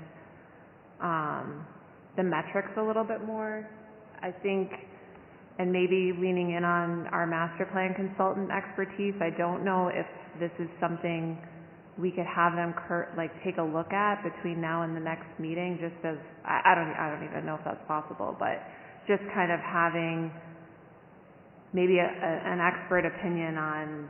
I think the idea that we put this on the books and under the current zoning, all of a sudden people are going to be building us affordable housing. I think we've seen that it's not really working. For the point that was made by one of the speakers this evening, is that we ended up using our own funds, I think it was CPC funds, to do affordable housing in the town. So I think it sounds like a lot of people are on board for this housing production and affordable housing, but we also need people to build it. So I think that's where myself I struggle with. Once we put this on, we need people to build it, and it needs to work. So if no one can build it because they come in and they say, I gotta build 3 units, or I gotta build 2 units, I can't get the financing to do that, none of that housing is going to get built. And then we may be in a situation such that the only way people can build housing is to go the 40B route. So I just don't want to make a decision, and I think that's why we're trying to have this conversation, is so that we're not making a short-sighted decision on picking these numbers. So I think whatever support we can have to understand better, I'm not saying a density bonus we want, but I guess to try to understand that better, and I don't know what the right method for collecting that expertise or information, or who we would look to for a perspective that is not, what's the word I'm looking for? Unbiased. Yeah, Madam Chair, I can speak to the consultant. Looking at this separately, separate from the bigger picture, when we get into the housing section, of the master plan, whether or not it's not in her contract, whether or not she's willing to kind of look at this, I can talk to her about that.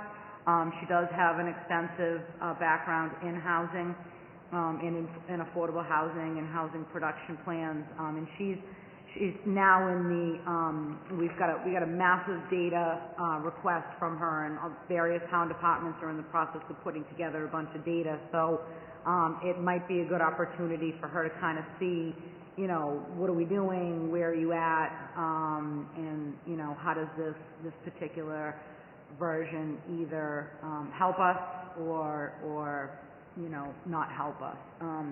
And it's interesting. There's a lot of good comments tonight, and I know there's a lot of passion here, and I appreciate the recognition of, I drafted this a long time ago, and it's just interesting to see the community sort of come full circle.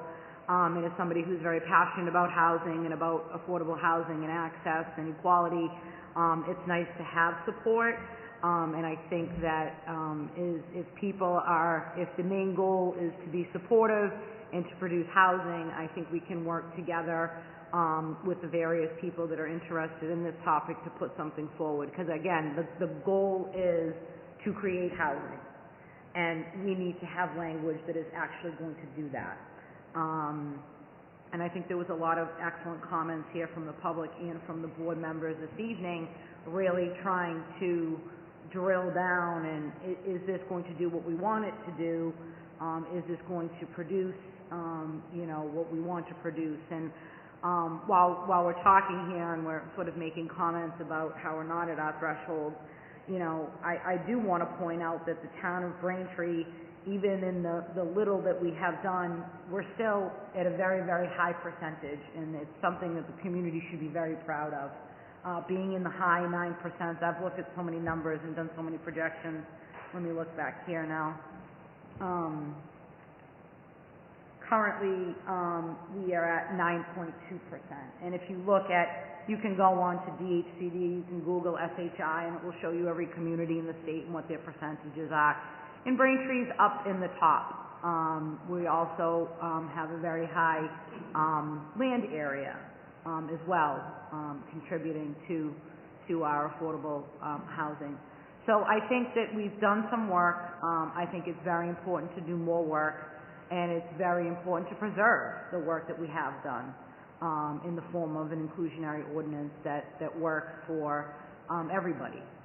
It is about the residents, and it's about protecting the residents, but it's also about producing housing and giving these residents and future residents options in this community. So I will talk to Jen, and I will report back to the board. If the answer is great, yes. If the answer is yes, great. And if it's no, we can drill down a little bit more on the metrics and sort of, what the board is interested in seeing and what communities. And there is a gamut from A to Z, different communities that do different things. And I think that might matter, sort of where are they? Is the bylaw sort of we're there and we just need to keep up with it type of bylaw? Is it we're trying to get their bylaws, so different communities might be in different situations? And a lot of communities do use overlay districts to sort of flex zones that can support a little bit more and sort of help in that creation. And I think a lot of that will be definitely an output from the master plan. So I'll talk to Jen, see what she says, and then I have a couple ideas as well of things that I can look to and sort of help guide the public and guide the board members in some really good decision making. Okay, great. Are there any other board members that have any additional information they think they may need between now and the next meeting to finalize any commentary or make more comments? Is there anything anybody would like to ask? Yep. Madam Chair, if I could, I'll ask the director. So, the planning board is holding, an open meeting about this potential bylaw. And even if we pass it, it still goes to the town council, right? I'm sorry, I didn't hear you, Member McCamey. What did you say? I said, even if we approved it, it would still go to the town council, and they would still have public meetings about it before they even voted on it. Is that the process? The process, so the planning board will make a recommendation, and then from there, what happens is the subcommittee of the town council, Ordinance and Rules, would hold a hearing, and they would vet it as well, with commentary from whoever would like to provide some. And then the Ordinance and Rules will make a recommendation to the full council as part of their public hearing, and also opportunity for all kinds of commentary at that meeting as well. Okay. My only other comment is, if this is such a important issue, and in my opinion, we still need to have the master plan, then perhaps, and I don't know what the priorities of the master plan committee are, maybe they should elevate this in terms of one of their priorities. Inclusionary, density, whatever you want to call all the different issues we're talking about. If it's so important to so many people, then it should be one of the top priorities of the master plan, in my opinion. And I would also reiterate the fact that you can't make a good decision without the facts. We need more, as Member Crowe pointed out, different types of projects have different types of impacts. We need to know that. We need to know, the economics. What are the standards in other towns? You cannot make a good decision without the facts. So, thank you, Madam Chair. Thank you very much. As the planning board's representative to the master plan steering committee, I'll see if maybe we can get a line item on our next meeting agenda to at least mention this and draw awareness to the process that we're in, and depending on the timing, also make comment of it going on to town council as well to try to, so hopefully we can get that on our next meeting agenda. I had one further question on affordable housing. Is it possible for a bylaw to set a preference for residents, Braintree residents, or is that project specific, or is that something that's controlled by the state? How does that work? So you cannot have it in your actual bylaw. Back in the day, and I don't know, back in the day for this conversation is early 2000s. Back in the day, it was a standard 70%. You could build in a condition into a comprehensive permit saying 70% local preference. Communities have evolved over time. They've gotten creative. We have CPC money now. And different communities are getting creative on how they project and create affordable units, similar to the situation at Fraser. We don't have an ordinance. We negotiated that as part of the development. And what happens now is when you submit the local action unit application to the Department of Housing and Community Development, it says, we have a development here, this is how many units, this is how many affordable units. At that point, I actually write them for the town of Braintree. I put together a letter with all sorts of demographic information demonstrating to DHCD we need a local preference for Braintree residents for the following reasons. And we have prevailed on all of the developments we've done that for recently. I just wrote a letter last week to submit with the one for the Windjammer, and they basically, if you have a local need, they typically will grant the local preference, and it starts with resident, parent of a resident. There's like a employee. There's like a sliding scale. So we have prevailed with the demographic and sort of justification that I have provided, but that is something that's up to DHCD. We have never not prevailed, so I'm not sure if there is an appeal process for that.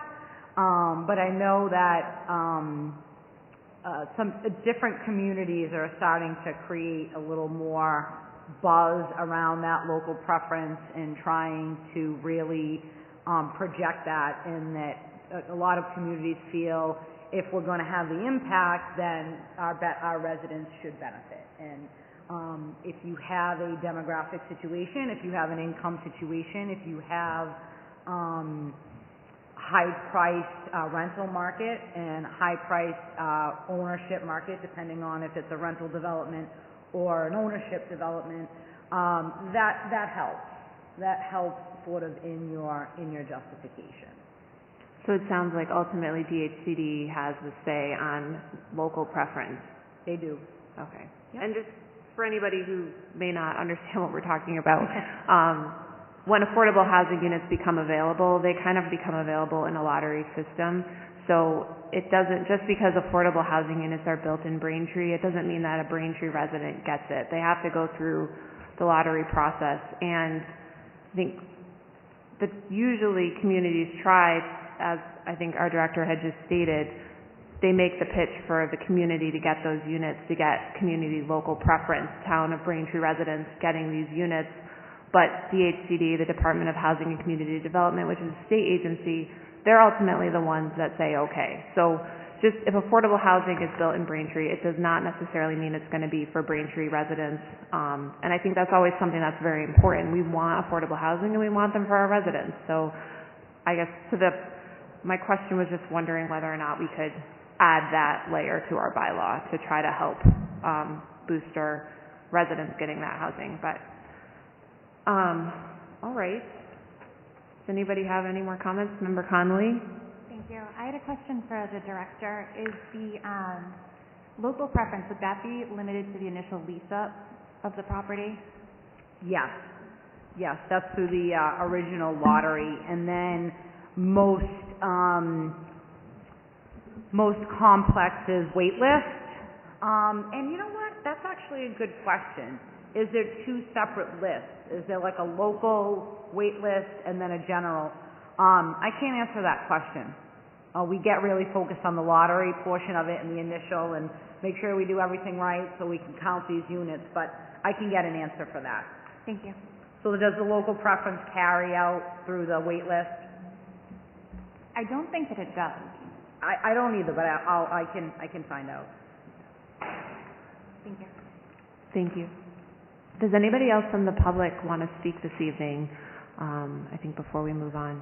Again, we're going to keep the public hearing open, hopefully get more comments from viewers who are watching, or even if anybody from the audience would feel more comfortable submitting their comments via email to the director or calling the director. We'll get them on the record and keep this discussion moving. I thank everyone for their time this evening and for the comments on this. I think we all are in agreement that this is something that we need to address, and it has been for a while, so thank you. So we do need a motion to continue this. I think it would be to the next meeting in April, but do I have that date in front of me? April 12th, Madam Chair. All right, April 12th, and it will be at 7:15. Do we have a motion? Motion to continue to April 12th at 7:15. Do we have a second? Second by Member Grove. All those in favor? Aye. Aye. All those against? All right, thank you.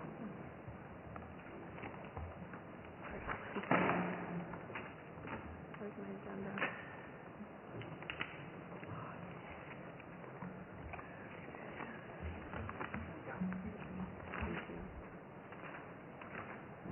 All right. The next item on our agenda this evening is 357 and 365 Grove Street. Site plan review, file number 22-02. The applicant is Liberty Grove LLC. This is a new public hearing this evening, so we will be reading into record the public notice, and then we can get underway. Madam Chair, I'm just going to have Connor read the ad. My eyes are like not adjusting in here tonight. I don't know what it is. Okay. I think I need bifocals.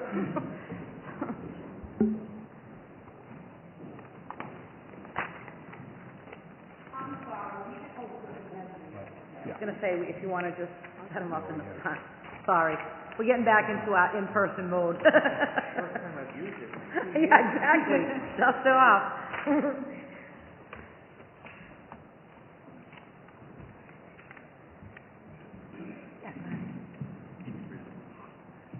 Notice given by the Planning Board under the provisions of Massachusetts General Law, Chapter 48, Section 11, and the Braintree Zoning Ordinance, Chapter 135, Articles 5, 6, 7, 8, 11, and 12, and Article 14, that a public hearing will be conducted on Tuesday, March 8, 2022 at 7:15 p.m.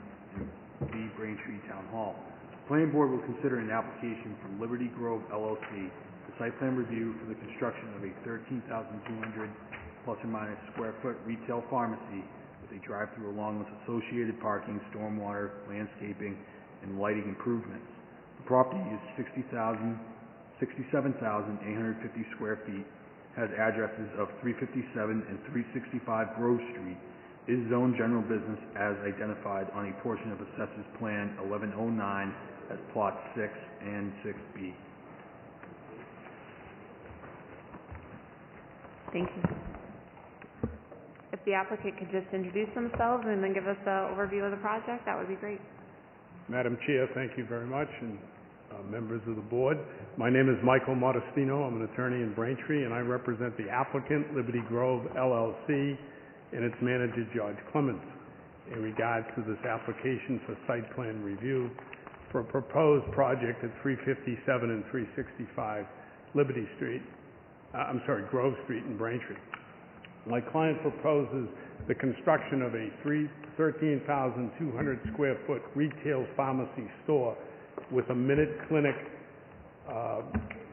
health hub, and a drive-through pharmacy along with associated parking, stormwater, landscaping, and lighting improvements to the parcel. The proposed structure would be a colonial-style building at the suggestion and recommendation of the Planning and Community Development Department. Both my client and I are very pleased to be before the Planning Board tonight to present this project to the Board. This culminates a 6-year effort at attempting to improve and develop the subject property. My client and I hope that we can obtain final approval ultimately for this project after all matters such as traffic, drainage, landscaping, and site plan have been adequately reviewed and adjusted as required and recommended by the Planning and Community Development Office and this Board.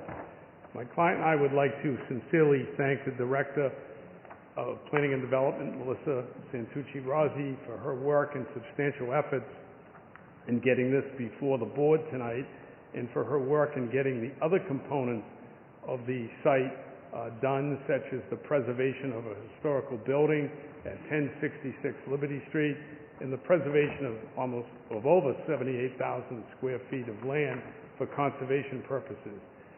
This was a substantial piece of land on Liberty Street directly behind the proposed development. My client has engaged VHB Inc., a well-respected traffic firm, to complete a traffic impact assessment to evaluate the potential impacts associated with the proposed CVS pharmacy to be located at the southeast portion of the Grove/Liberty Street intersection. My client understands that traffic is a large concern in all of Braintree, and certainly at this intersection. It is understood that a CVS store would likely generate more traffic than even 96 units of apartment housing that was previously proposed for this site at one point by my client. The current proposed placement of the building is in the exact place where it was when this board, or previous board, gave its approval for the town's purchase of the conservation land through CPC funding in the historical building at 1066 Liberty Street. The plan was created by my client to be fully compliant with zoning requirements, and that the placement of the building would be fully compliant with zoning. Hopefully, at some point, this project would be celebrated by the town and would be the final leg of the agreement between my client and the town on improving the Liberty Grove intersection. We believe that the director, Ms. Santucci-Rossi, has been instrumental in her community outreach to the public and with the various town boards in getting to this point. My client had previously sought to develop this property as a grocery store with a gas station at one point, and later as a 96-unit apartment building with some low-income housing involved. My client believes that the current proposed use of the property is a better use of the site, and if approved, it would provide much-needed medical, pharmaceutical, and retail convenience to the residents of the town of Braintree.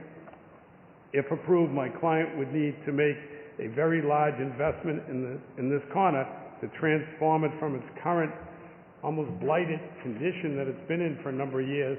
If approved, the proposed development would greatly improve this blighted area and generate substantial tax revenue to the town and provide essential services to the residents of the town of Braintree. My client has reviewed the staff report and has no substantial objection to any of the director's recommendations.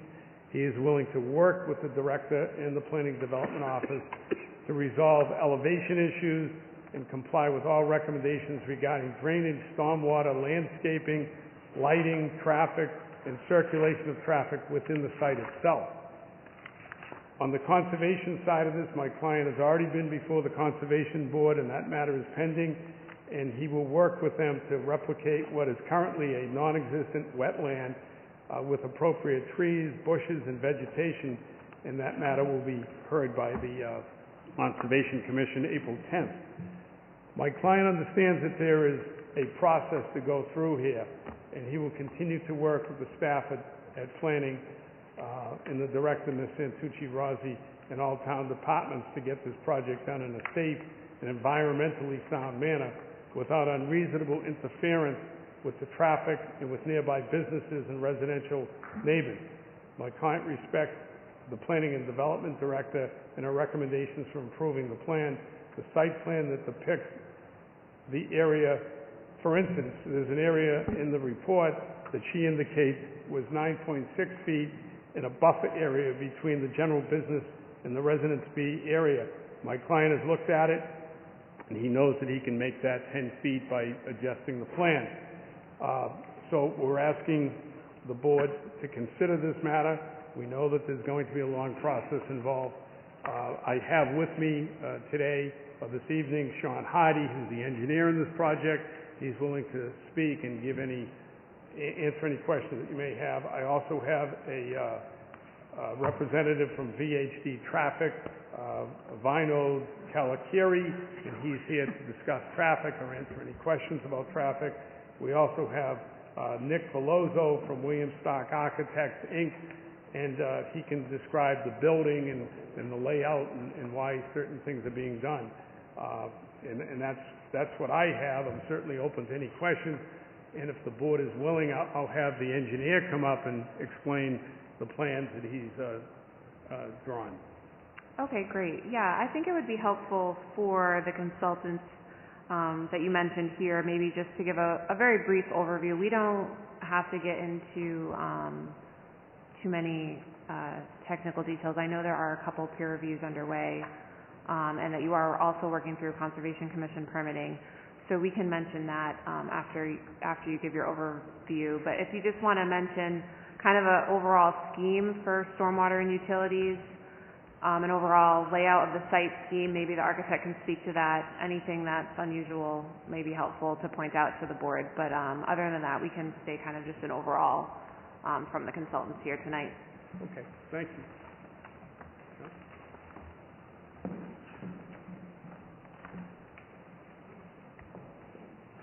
Good evening. Sean Hardy, professional engineer with Hardy and Mann Design Group.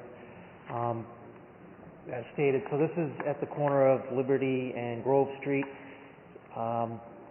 where it exists now a gas station, and next to it is a residence. So as part of this project, we're closing 3 existing curb cuts that are on Grove Street and opening up an additional one, or a singular one, further away from that intersection. And as well, on the wide open curb cut on Liberty Street, we're shrinking that down to accommodate the entrance to this site. It's proposed to have one-way traffic kind of counterclockwise around the buildings for a rear drive-through. The stormwater is generally, it's to be collected and infiltrated in a series. It's actually a considerable amount of subsurface chambers with overflow back to the wetland. Again, I know we're waiting for peer review for the review of that. Lighting was one of the comments. We're still working with the vendor of that with CVS to try and work with their typical vendor, but they use standard lights generally and zero off-site light, so that is in the process, and we do note that that was one of the comments from staff.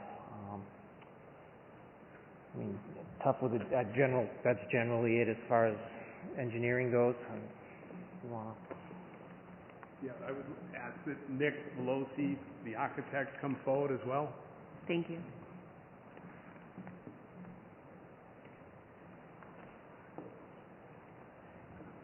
Hi, Nick Veloso from Stark Architects. So as it was previously stated, this is a colonial building. It has more of a residential appearance than typical of a commercial building. It does have the lap siding, the sloped shingled roof. It has the typical gables. It has large storefronts on the Liberty and Grove streetscapes. Also, as it was previously mentioned, the drive-through is in the back, which isn't visible from the street. It does have drive-throughs on the bottom right. It does have a large overhang with brick with panels that you would typically see at CVS. The water table would also be brick. The lap siding would be fiber cement with PVC trim. The windows and the trim also break up the long facades, and it's not the commercial feel like previously stated.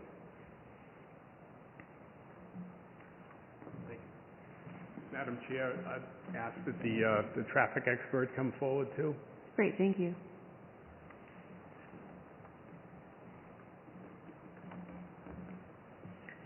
Good evening. For the record, my name is Vinod Kalakiri. I'm a senior transportation planner with VHB.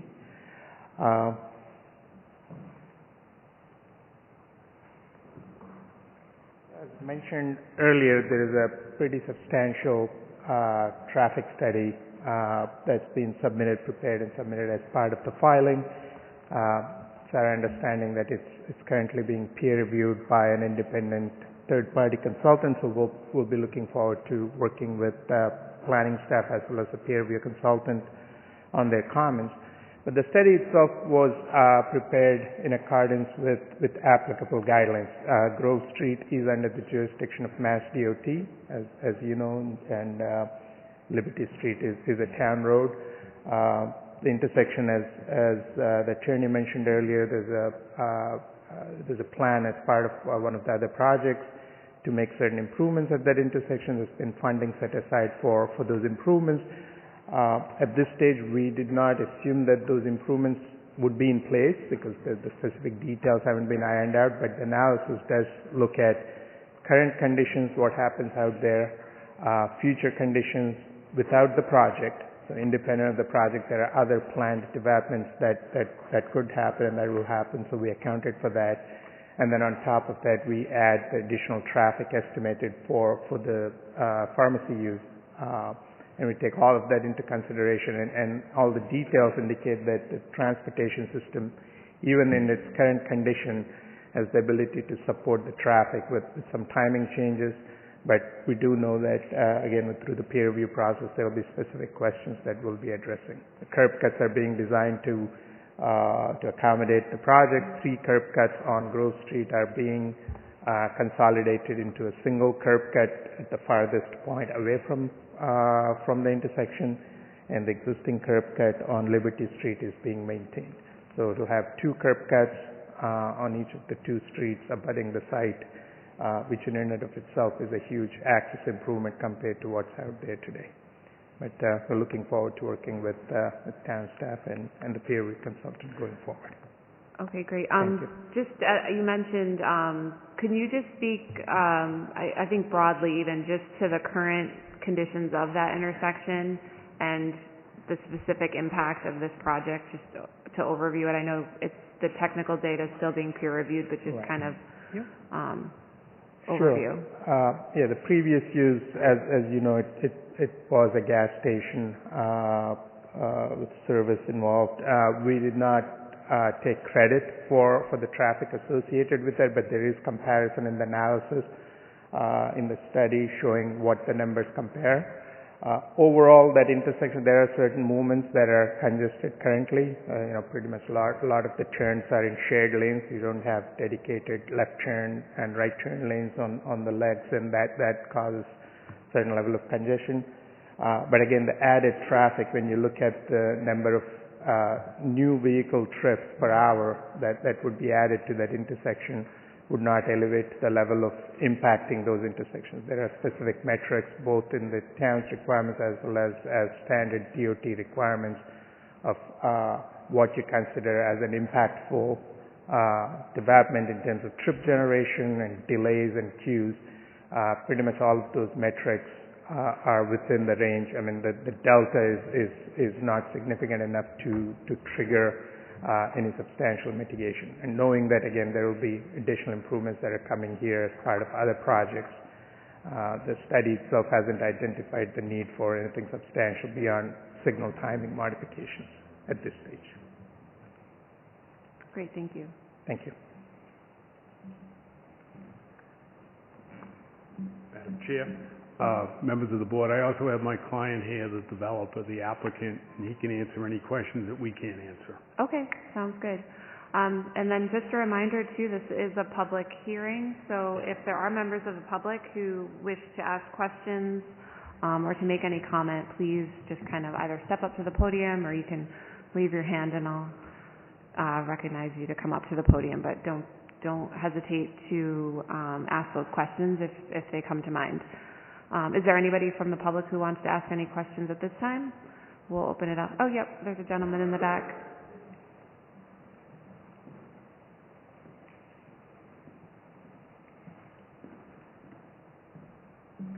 Good evening, Madam Chairperson, board members. Keith Rialini, 370 Grove Street. I live directly across from the property being developed. I just want to mention, I mean, I've been there for 30 years. I don't need to be an engineer to tell you that there's traffic, right? I see it every day, and I know I read the reports and stuff like that, and you see the accidents that are out there that are reported, but you don't see the ones that aren't reported. And I see them more often than not, people just bumping into each other. They pull up on my driveway, and they continue to just move on their way. Not that I'm against this project. I'm just concerned about that. When the gentleman mentioned the drive-through, it looks like they've pushed that driveway down to directly across the street from my driveway now. And so now I'll have the doctor's office, my driveway, the school, and CVS right there, right? I have a hard time getting out of my driveway to take a right, even with the light, right? Never mind trying to take a left. So I don't know why we've pushed it down and just not left it where it was up there, and that way I don't get, disturbed by the process. There's the curb cut that's been there, leave it there. I'm just concerned that that's just going to impact my life a little bit. Well, and then just the overall, I'm just concerned about the overall privacy that's going to come up with the CVS. I mean, people moving out, in and out of that shop, just going to, I don't know if there's something that can be done to just put up some type of privacy fence along Grove Street, just to give me some type of privacy. Again, I'm not against the project, it's just, I'm concerned about the traffic, I'm concerned about the privacy, and obviously I'm concerned about the hours of operation. Thank you. Okay, great.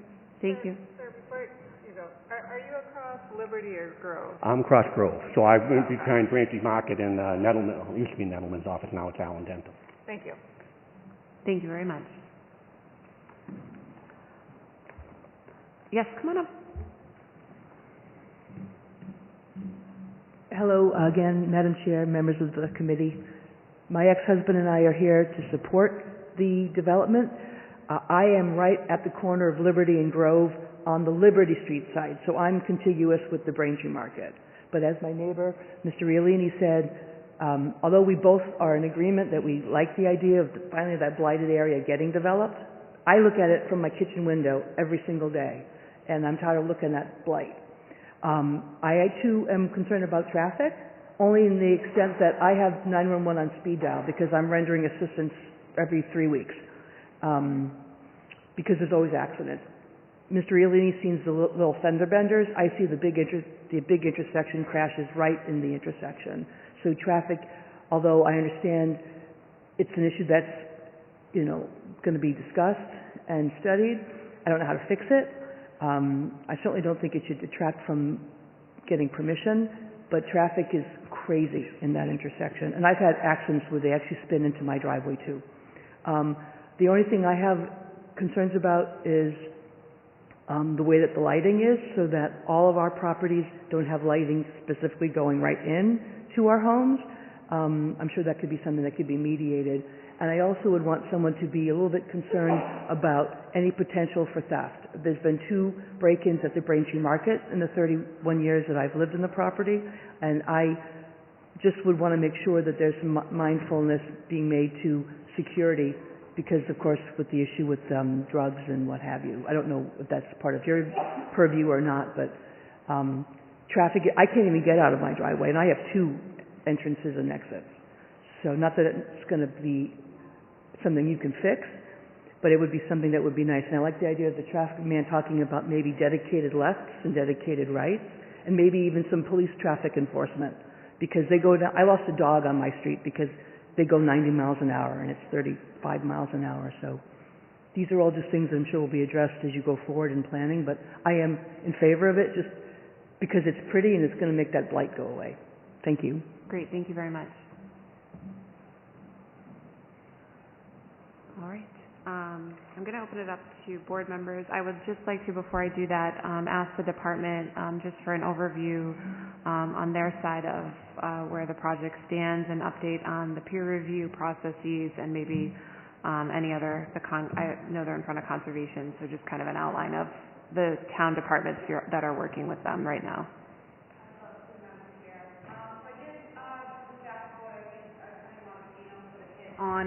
On the major points of that, and just really trying to drill down on the design. grading throughout the site, a few minor things that need to be adjusted, and I think there's plenty of room to do those as well. We've secured the services of Merrill Engineering, Deb Keller, for the review of the stormwater and wetland components of this particular project. She's working for the department on behalf of the board and the Conservation Commission. And we hope to have that initial report, I would say, somewhere around the 21st. They're meeting on site, I believe, tomorrow. Is that correct, George? Tomorrow, there's a meeting with the peer review? Yes. Yep. So Kelly and Deb and Mr. Clemens will be meeting on site tomorrow. And then Bob Michaud of MDM Transportation Consultants is doing the traffic peer review. And he actually reached out to me today saying, can we set up a meeting for the 21st to go over my initial report. So both of the reviews are underway. And hopefully those will both be, the first round of comments will be in around the 21st of March. That's the goal. Once we get all of those, we'll kind of go through them. We'll be looking in detail at the traffic materials and sort of sitting down with John Thompson, our town engineer, and taking a deep look at that. As this board knows, there was some mitigation that was approved as part of a previous project, and that project isn't quite going forward at this time.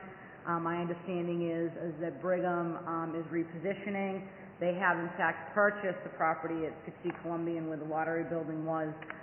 So they're going to be going forward with something. The who, the what, the when, and the how hasn't necessarily been discussed in more detail at this time. So a couple moving parts here. But we've got some great consultants reviewing those two components. The other components have been reviewed by myself. So we'll be looking to kind of pull that all together and with the any revised materials that are submitted from the applicant and get into discussing what issues, if any, still exist and how we mitigate those that do still exist. Great, thank you very much. All right, Member McCamey, comments and questions.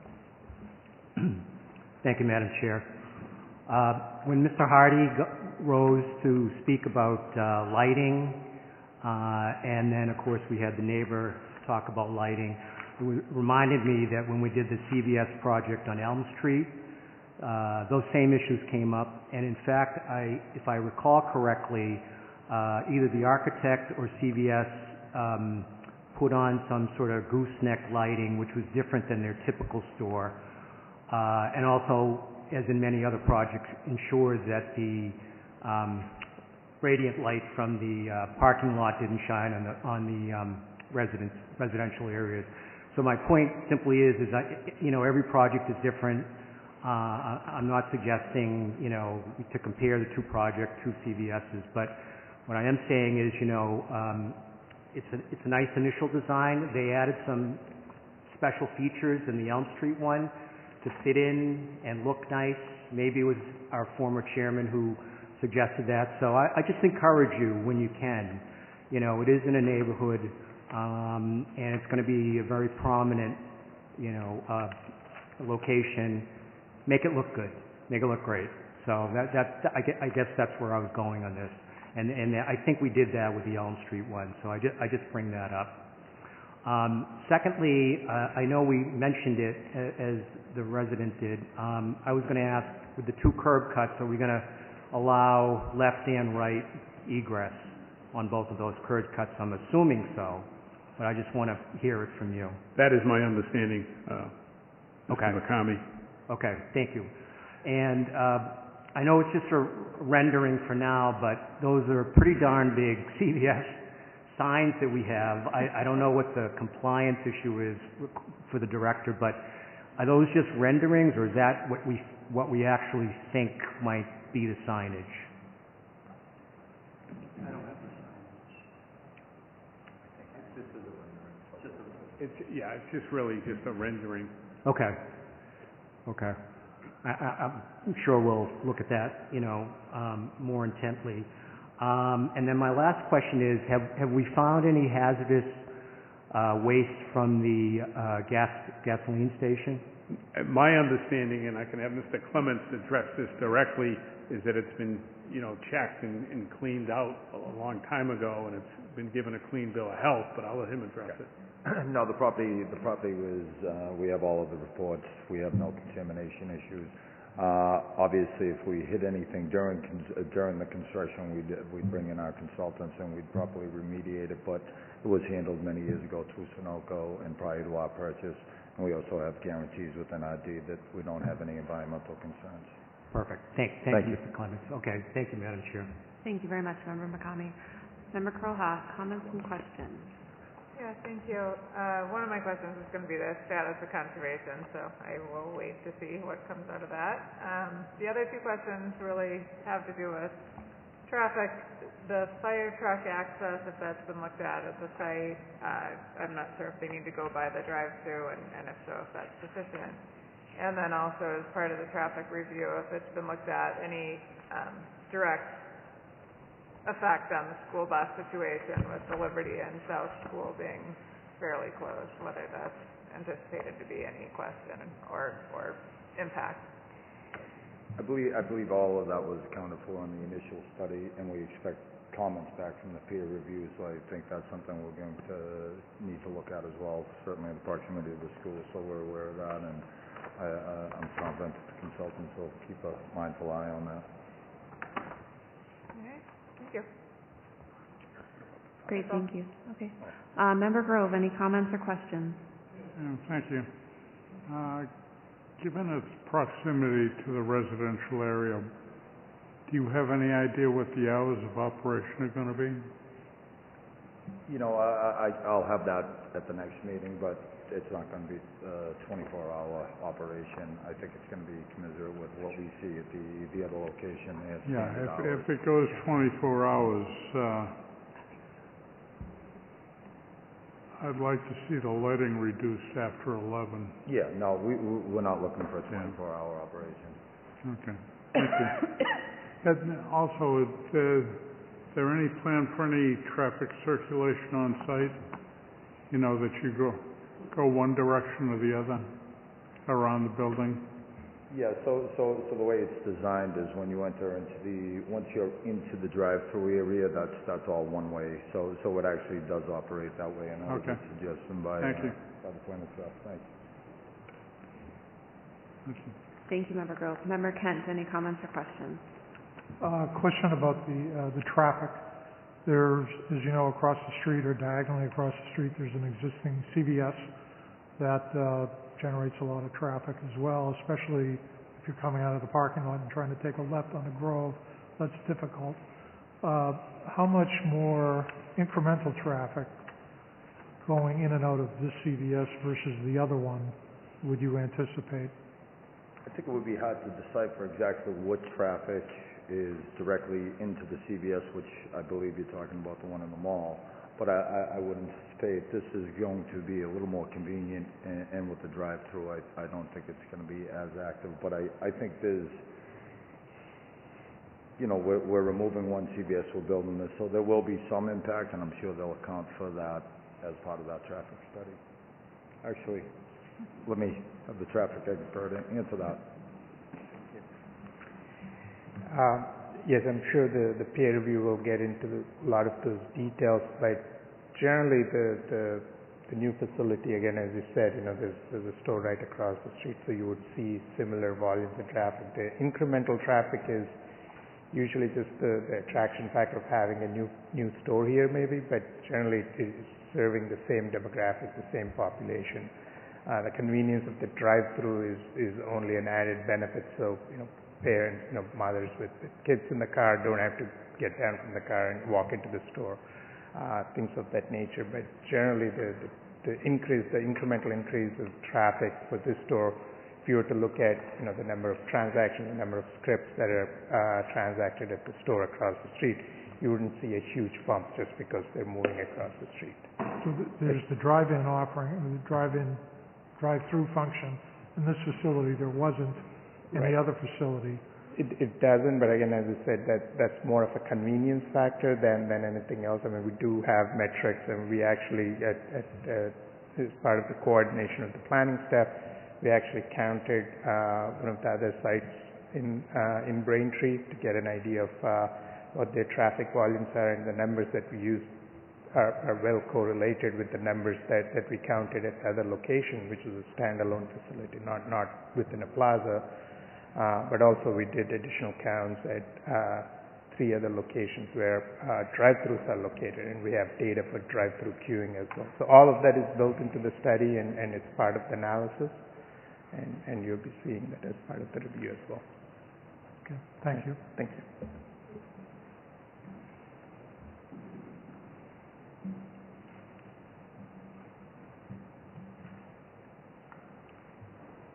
Member Kent, was that it?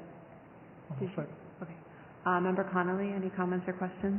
I'm not going to participate in the discussion because of a conflict. Okay, great, thank you.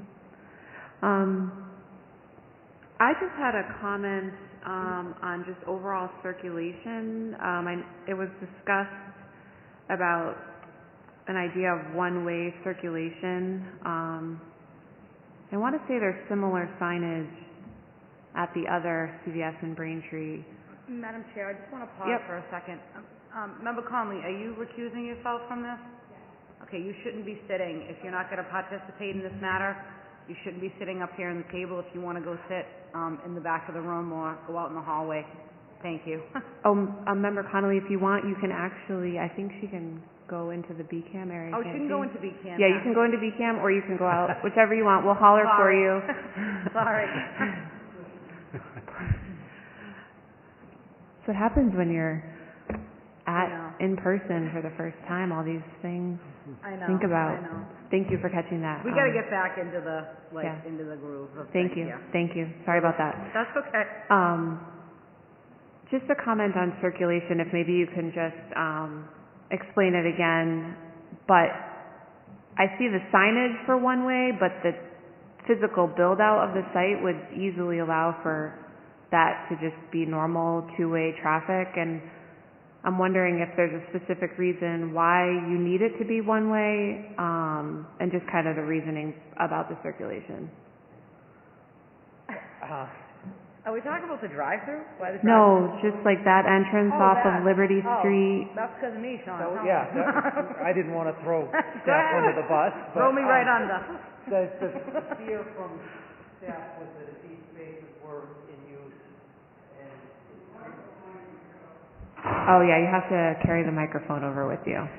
That there could be a potential conflict if cars are coming that way and coming in off of Liberty Street, that there's kind of that Y-shaped intersection that could have all 3 legs of it with 2 ways of traffic. So we thought it was a good comment to, if people are coming in from that direction, that these spaces here aren't likely really to be used much for parking, and other than in busy times. But so the primary route around would be to go towards that drive-through. You could come in here, and this is 2-way, and that's 2-way. So it allows the circulation 2-way where most of the people will be using the parking, and tries to confine the 1-way around the building in the area of the drive-through, and to eliminate a potential conflict at that exit. So for the traffic analysis, were both, I guess, entrance exit points, was one of them treated like a one-way, or were they both treated as the same? No, the entrances and exits are both 2-way. It's trying to eliminate a car coming down here and coming out here to go across there, and have a car come this way to go to the front of the store. It's trying to just eliminate that maneuver. So the only one-way section is from here and then out back through the back of the building. But your intent is still for people to be able to use that exit onto Liberty Street as they would. They could just go around another direction and Correct. Use that. All right. Yeah. Okay. I don't have any further comments at this time. I think, just following up on peer review and moving through that process. So is there anybody from the public who would like to comment who hasn't had a chance to yet? So it sounds like we will be continuing this. And that would be for the April meeting again? April 12th, Madam Chair, yep. So we will be keeping the public hearing open, and we will be continuing this to April 10th? 12th. Sorry, at 7:15, so we need a motion for that. A motion to continue to April 12th at 7:15. Second by Member Grove. All those in favor? Aye. All those against?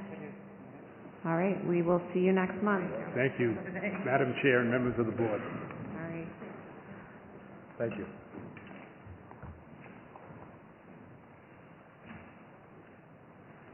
Could we grab Member Connolly?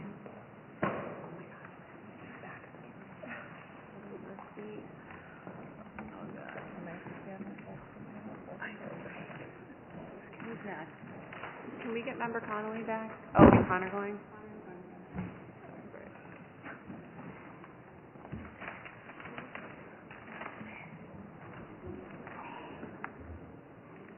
Is anyone else cold?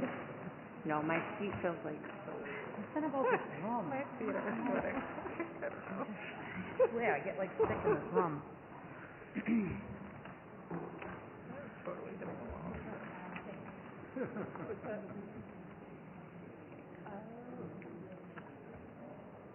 Nice. Great. all right. Do you want to wait for oh, Daryl stepped away. Want me to just so the next one's gonna get continued? Okay. Yeah, all right. I'll read the notice. Okay. Is that okay, Madam Chair? Yeah, let me just announce the next public hearing on our schedule this evening is 300 King Hill Road, special permit site plan review, Tri-Town Water District.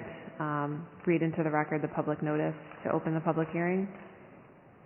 Notice is given by the Planning Board under the provisions of Mass General Law, Chapter 48, Sections 9 and 11, and the Braintree Zoning Ordinance, Chapter 135, Articles 5, 6, 7, 8, 11, and 12, that a public hearing will be conducted on Tuesday, March 8, 2022, at 7:15 p.m. I don't know why I can't say that tonight. In the Braintree Town Hall, the Planning Board will consider an application for special permits and site plan review for the construction of the Tri-Town Water District Treatment Plant, along with associated parking, grading, and stormwater improvements. This property is 120 plus or minus acres, has an address of 300 King Hill Road, is zoned open space and conservancy, and is within the floodplain and watershed protection overlay district as defined on Assessors Plan 2051 as plots 1 and 2, and Assessors Plan 1035 as plots 1, 2, and 3. So, Madam Chair, the applicant has requested a continuance. They're still working through some of the plan items, and hopefully they'll be ready to make a presentation in April. Great, thank you. So we need a motion to continue this application to April 12th at 7:15. Do we have a second? Second by Member Grove. All those in favor? Aye. Those against? All right, continued. The next item on our agenda this evening is a continued public hearing for 25 Adams Street, special permit site plan review, file number 21-20. If the applicants are here this evening, they may come forward to the podium.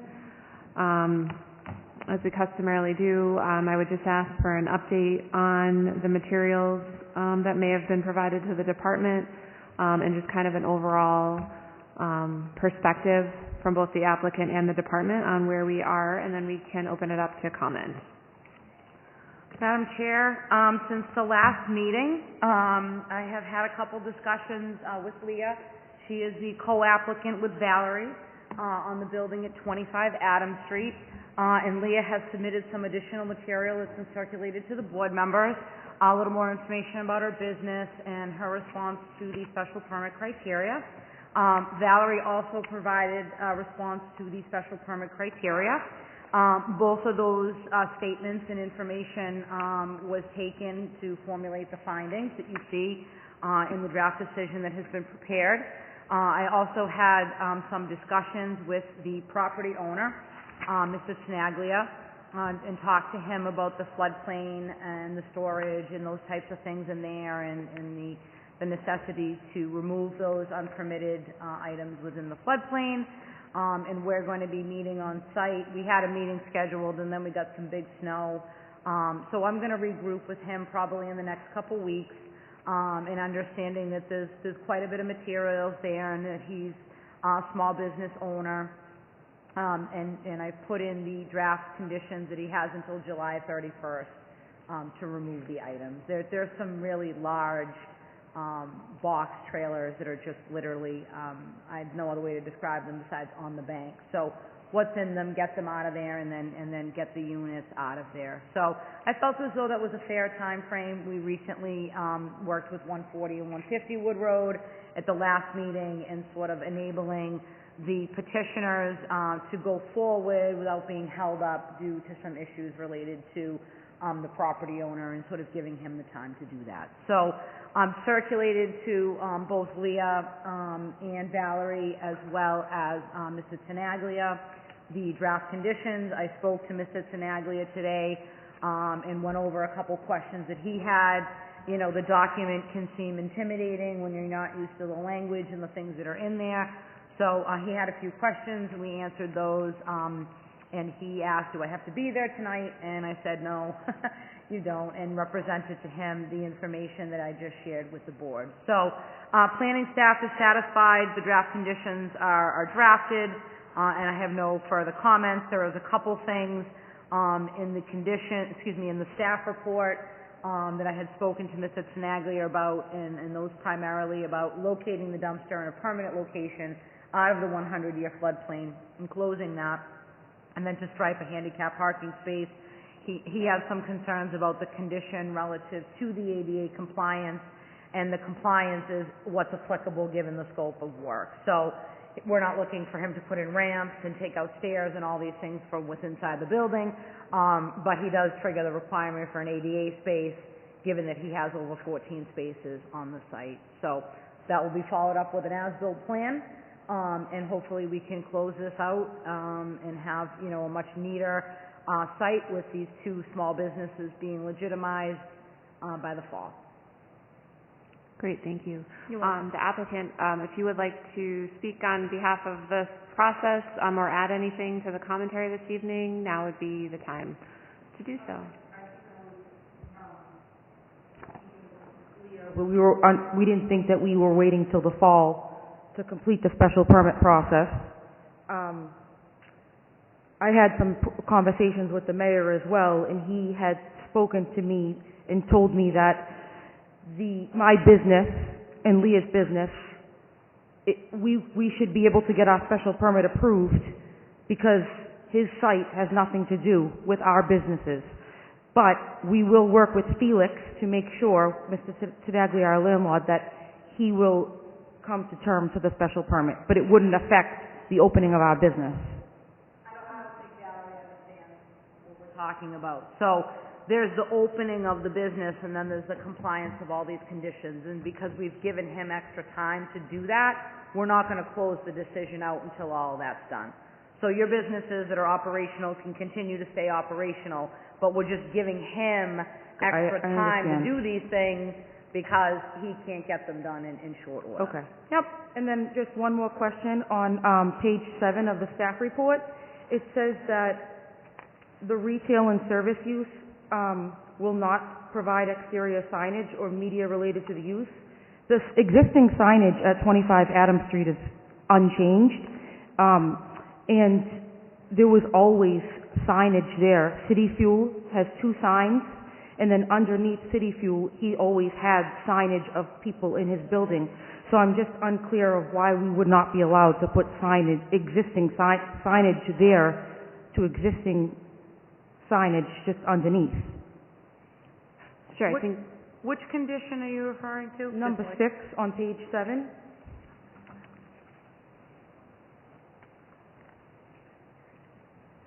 I think there was actually stuff in the supporting information, maybe I'm wrong, that says that you weren't gonna have signs. I know you have interior signs.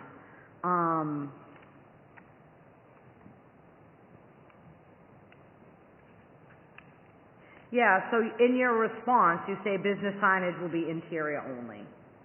So that's, we take what you say and then we I yeah. probably misunderstood the question, what that meant, but there is existing signage, and I think I meant that it was gonna, exterior signage was gonna be unchanged as far as the poles go in the actual signs, but there is room to put signs, which I would like to have in Lear as well, I think. I mean, when Sally Bowen was there, everybody knows Sally Bowen Photography in Braintree. She's a local. She had signage right underneath Felix's. I don't have a problem if they put a plate. Again, we take what they give us and then we use that. So the information that was provided, I just read it to the board. So we can modify that. Is it that little thing where the plates like slide in? Yes. Yeah. No light. Yeah. Yep. Just, is that sign permitted? Do you know if it's permitted or? I know that those signs have been there since Felix even bought the building, even before. So I will revise this, but if those signs are not permitted, there could be an issue with them. And I'm just asking that because Connor here is the king of unpermitted signs. So this comes up quite a bit. So, and if not, they can permit one to go into that slot. If we were to put a sign on, how would we make sure it's permitted? Like, who do we need to speak to? Well, we'll look up and see what we have. If it was a directory, it's like a little directory type sign, and we'll let you know what we have. And if not, that property's in the commercial zoning district. There's requirements of what you can and can't put up on the building. Yep. Thank you. That's all we have, I think. Lee, do you have any questions? Okay. Member McCamey, do you have any comments or questions? Thank you, Madam Chair. It's been a little bit of a process, so are both of you set? Are we good with everything? You've read the conditions and, right? Yeah, I think. Is the planning Okay. board set? Well, it's not really up to us. I mean, we you know. We have It's up to done you. everything that was asked of us. Again, that I said in the first meeting, this was a new process for us. So I think I've read the conditions as far as our businesses go. The property we don't own. Yep. I know you don't own it, but you still have to follow the rules for whatever they do. So I know we've been through this. I appreciate that you've kind of fought through it, and now seem like we're in a good spot, so hopefully you can go forward successfully. Yeah, Okay. a lot of sleepless nights. Okay, thank you, Madam Chair. Great, thank you. Member Croha, any comments or questions? No, thank you for coming back. I don't have any questions with the draft. Member Grove, any comments or questions? No, thank you, Madam Chairman. Member Kent, any comments or questions? Best wishes. Thank you very much. I appreciate that. I really do. Member Connolly, any comments or questions? The same. Good luck with your businesses. Thank you. Yeah, I would just like to echo the sentiments that it's very, it's overwhelming, I'm sure, when that's not your expertise, and I'm very happy that you decided to stick it out and get to this point. There was a day where I was almost going to pay $3,000 in rent with triple net across the street from Glow, but it didn't happen. Well, you did it. That was the day I was like, oh my God, let's just forget this whole process. Well, you did it, so good job. I just wanted to make a comment for staff on page 10 of 12, the as-built approval.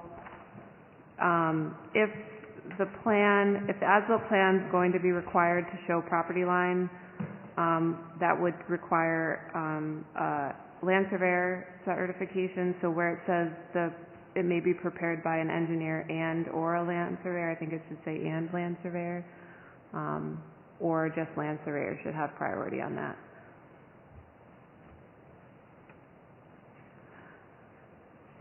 Which do you prefer, Madam Chair?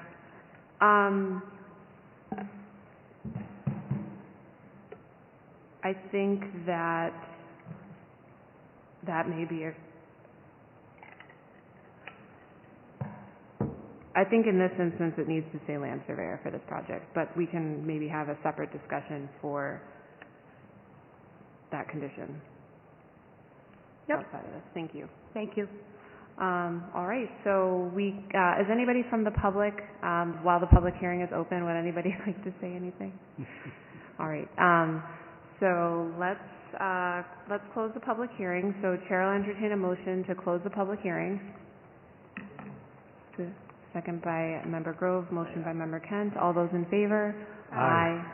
What about I'm going to do that after. Okay. All those against? Okay. Chair will entertain a motion to enter into the record correspondence through March 7th. There's a motion by Member Grove, second by Member Kent. All those in favor? Aye. All those against? All right. We can, Chair can entertain a motion on this application for special permit site plan review. Motion to grant special permit site plan review for file 2120 at 25 Adams Street. Second. The second by Member Grove. All those in favor? Aye. All those against? All right. Well, best of luck. Thank you. Thank you very much for your time. I appreciate it. Thank you. Take care. Good luck. Good luck. All right. I think that is the last thing on our agenda. So with that, Chair will entertain a motion to adjourn this evening's meeting. So moved. Second? Second. All those in favor? Aye. All those against? Thank you. Thank you very much. Thank you, BCAM.